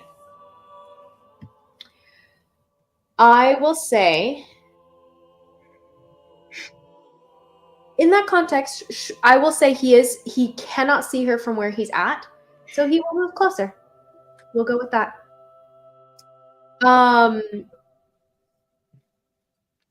So Okay. he will move within, and So the dragon's not fully encompassing us. he'll go ahead and just use his movement to get in through the slit that was already cut here. Well, actually, no. In that context, he wouldn't be blocked off. The dragon wouldn't be blocking him in that context, because your dragon's only on one side of you guys. Because he couldn't fit on the other side, since you had to fit him into the space that was nearby. He doesn't fit. Like, I wasn't picturing him standing above you necessarily. He has to be in an unoccupied space. Well, yeah, to spawn, right? To spawn, yes. But he can- Well, okay. In my mind, I blocked him from the doorway of the tent flats. Mhm. But there's multiple different sides you can be on to see past him, of course. Okay, sure. So, Konotash, all he really has to do is walk up here, and then he can see her through the flat. Okay, I thought originally you had said we'd be able to surround us all. No, you are surrounded, but he's not if he's not, you guys aren't inside him or anything. He's just standing to the side of you guys, blocking them from the doorway. But so he's not actually surrounding us then. Well, he's not. It It doesn't. Yeah. I was confused about what you meant by it in the first place. I will say he can't. I would say he can't. He can block one side of you, like he's a wall, but he's not curled around you necessarily either. Okay. A large creature is not that big. Anyway, okay. So, with that in mind, So I rolled again. yeah. What is your new roll? 21. A 20. I rolled pretty good. So That is good. So you passed the saving throw, which oh, is thank good. goodness. Take half damage. You do with disintegrate? I thought disintegrate was suck or save. It's a saber suck. Yeah, That's you don't what take it is. any damage. That's amazing for you. Amazing for me, yes. Okay. Because I mean, it literally disintegrates you if it hits, pretty much, which is crazy. So I guess they balanced it by saying, Yeah. Hence, disintegrate. "Thank you, Aaron." Amazing. In case any of the newbies were confused on the spell. He whips his hand away and stares at you and take thoughts. He reaches towards you. Go ahead and roll me a wisdom saving throw. So I will again question really quick because he has to Go ahead. use another bonus action to push deeper. So he only gets, unless he has a different version of mine. He has a different version than you do. Dang it. Okay, that's fine. No worries. And his is, it doesn't matter. Yeah, Continuing. absolutely. Yeah, that's fine. No worries. No, there are many worries. There are many worries It's a happening. contested roll against yours. So he will be rolling. Okay. Oh gosh, he's rolling against mine. Oh, that's not fun. That's really not fun. Go ahead. What is your roll? Not a good month for Izzy's characters and their daddy issues. A 21. Okay. He got a 28. So, with that, he does force his will over yours in that and rip your mind open. He knows everything about you. He is ripping through your mind. He sees everything on this reel of memories and thoughts and your pain, your weaknesses, your fears. And even then, he has a direct conduit to the other person who sits in your mind. And you hear him say, You should come home. Or I will kill her.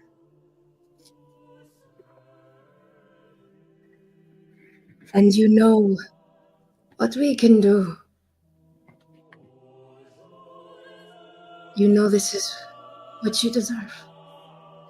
And you hear the echo in your mind. You're almost not fully there. It's almost like he shattered you, and you're floating in your own mind in this moment.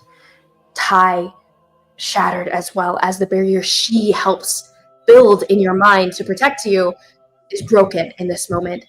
And she's reeling alongside you.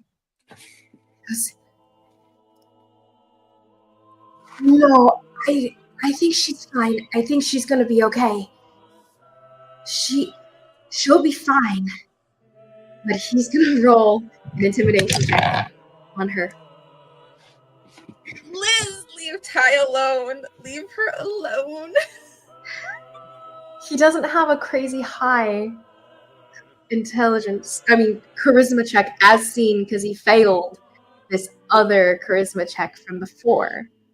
However, he did roll a natural 19. No.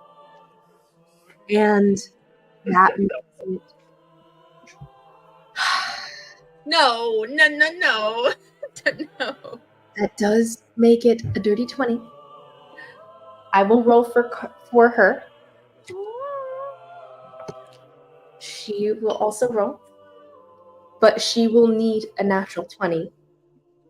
So, I will roll. Actually, Konari, go ahead and give me a roll. And that will be Ty's wisdom saving throw as she is being convinced into giving up here.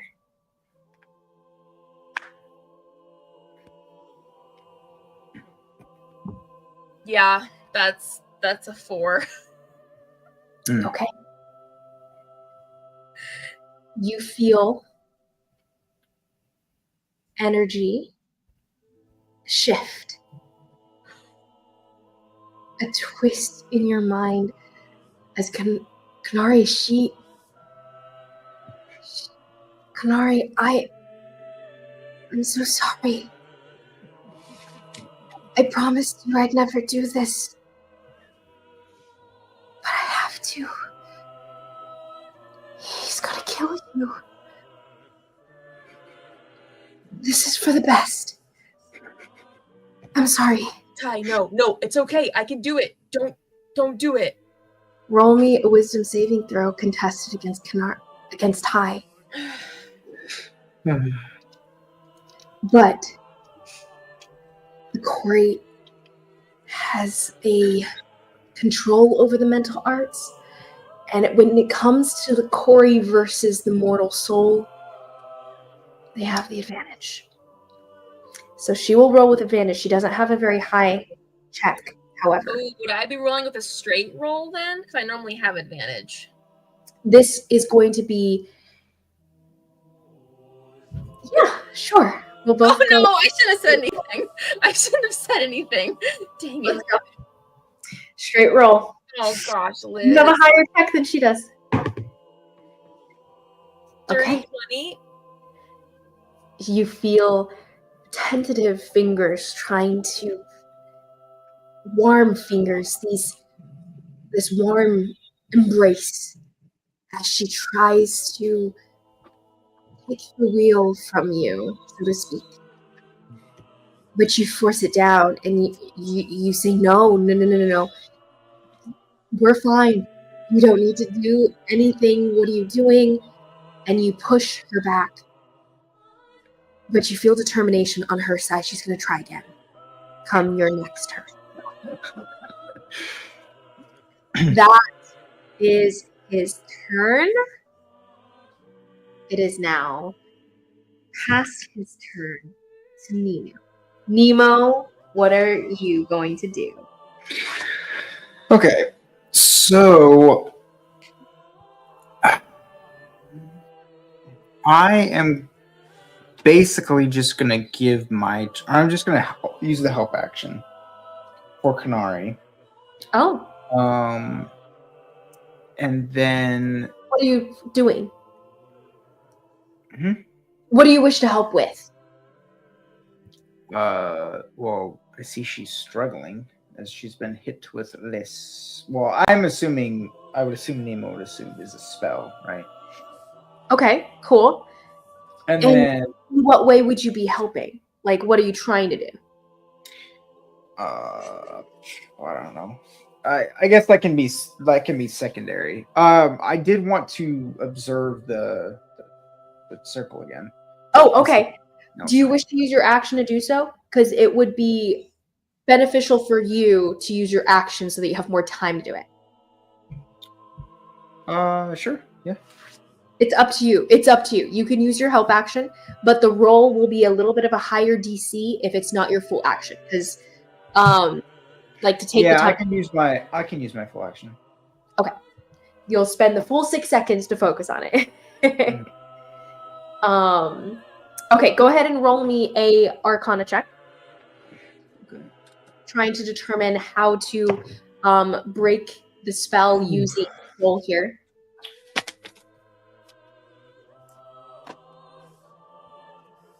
That's a natural 20 for a 19. A natural. Okay, amazing. Then Mr. Nemazine, with a natural 20, I do believe. It's a 19. It's a 19. Oh, okay, a dirty 20. Liar. No, he rolled a natural 20, but he got a negative Rolled a 1. natural 20. I have. Oh, for Arcana? How do You you got a negative for Arcana? Nemazine has learning disability. He's not smart. I don't know why I'm shocked I by am that. still shocked. I thought he had a higher Arcana. Okay. Nonetheless, as you examine it, you, with a natural 20, you don't quite get it. But for some reason, you understand what you should do in this moment. You're not quite sure the arcane science behind it, but you know how it's gonna work. You've always used magic more off of feel than off of your understanding of magic and how it works. You just made it so. In this context, it is exactly the same. So go ahead. You are now aware of how you're going to use this energy, this magic and soul. You know that it's just energy like anything else. And it's even more a part of the weave than even the weave is. And you're not even sure what that means. But you know that you can harness it and cast using this soul rather than your normal font of power within you. So go ahead and cast either Dispel Magic, anything that you have that can unravel a spell, and while using a soul to power it, you will be able to dismantle the barrier surrounding Konari. Okay. I don't think. Yeah, I guess I'll use my movement to get in front of Konari, but have anything else I can do? Amazing. Okay. Next is going to be next turn is going to be Kar, you're on deck. I mean, Zimmit, you're on deck-ish. And the Night Terrors move next. So, they are going to move towards Konari. And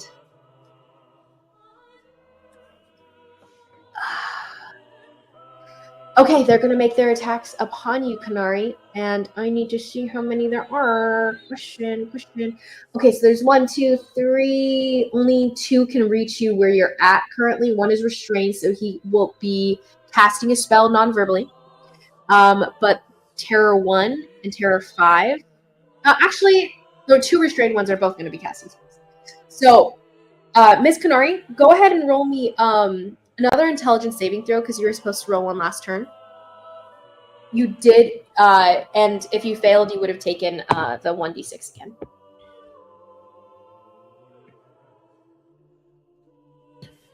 Didn't they lose their concentration on it? Oh, that is true. And Jenyan's thing is before, but one person is not part of that. One Oh. person's concentration. So go ahead and roll for that. I got a 13. 13. Okay, you do fail it. That's going to be 6 points of psychic damage. Halved. Next is going to be these guys, and they're going to cast the two are going to make physical attacks on you, and two are going to make this spell attack on you again. So phantasmal force towards you. Go ahead and roll me a 2 intelligence saving throws as they make 2 attacks on you. I got a 19 and a 15. That's actually pretty good for her. Both miss as you a 19 and a 15. You say? Yeah. Okay, you fast both. Oh, I forgot my. Shake off that feeling, but you still think the dragon's attacking you for the one guy. But the 2 new attacks of illusory, you shake off. You feel a barrage of just chaos going on around you. Sure.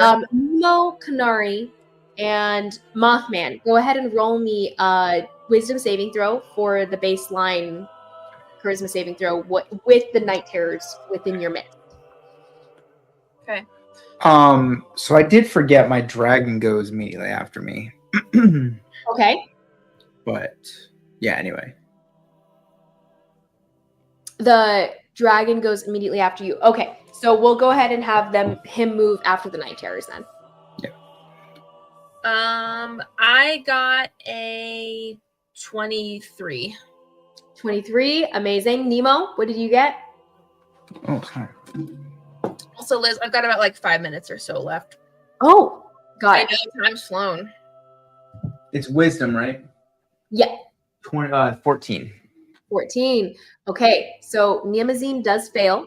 Mothman, what did Mothman get? 25. Ooh, okay, good. So Nemazine, you do take not that much, but you take 11 points of psychic damage. And you are no, I think that's it. Okay, so then go ahead, your dragon can go. The 2 physical attacks missed, by the way. So he's not. So where is he located at then? He's presently below you guys. Oh, I'm sorry. I should have it up on the screen, huh? Let's do that. So the dragon's right here. Where? The red blob. The red blob. Oh, so he's not even anywhere close to defending. Well, he's blocking the entrance, which is what I thought you wanted. No, that's fine. Well,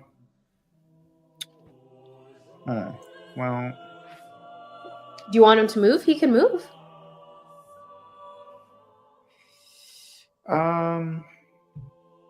no, he won't really.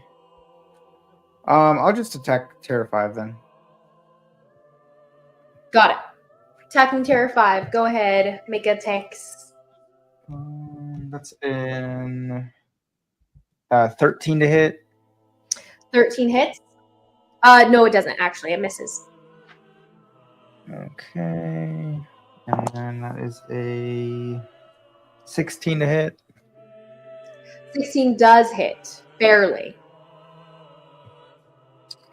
Okay. Okay, go ahead and roll that damage, and I'll half it. So that's wait, why half? It's barely hitting. Oh, okay.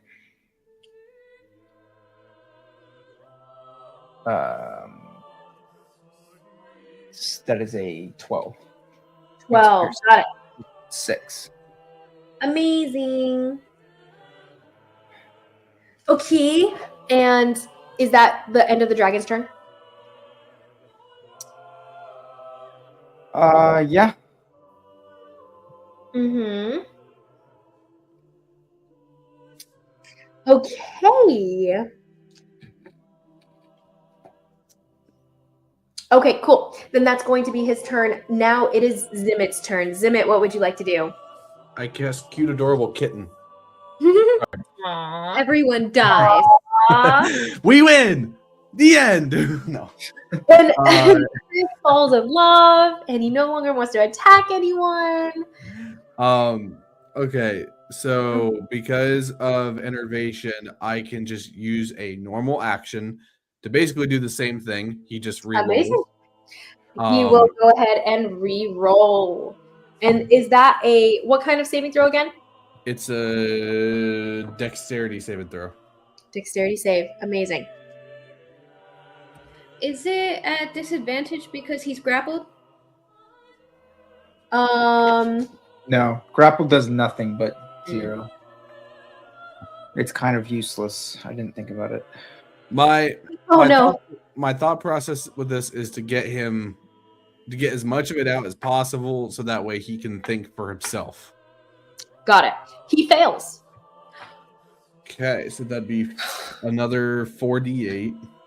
Amazing. And go ahead and roll that damage, then- and it will be doubled. And the puddle grows larger.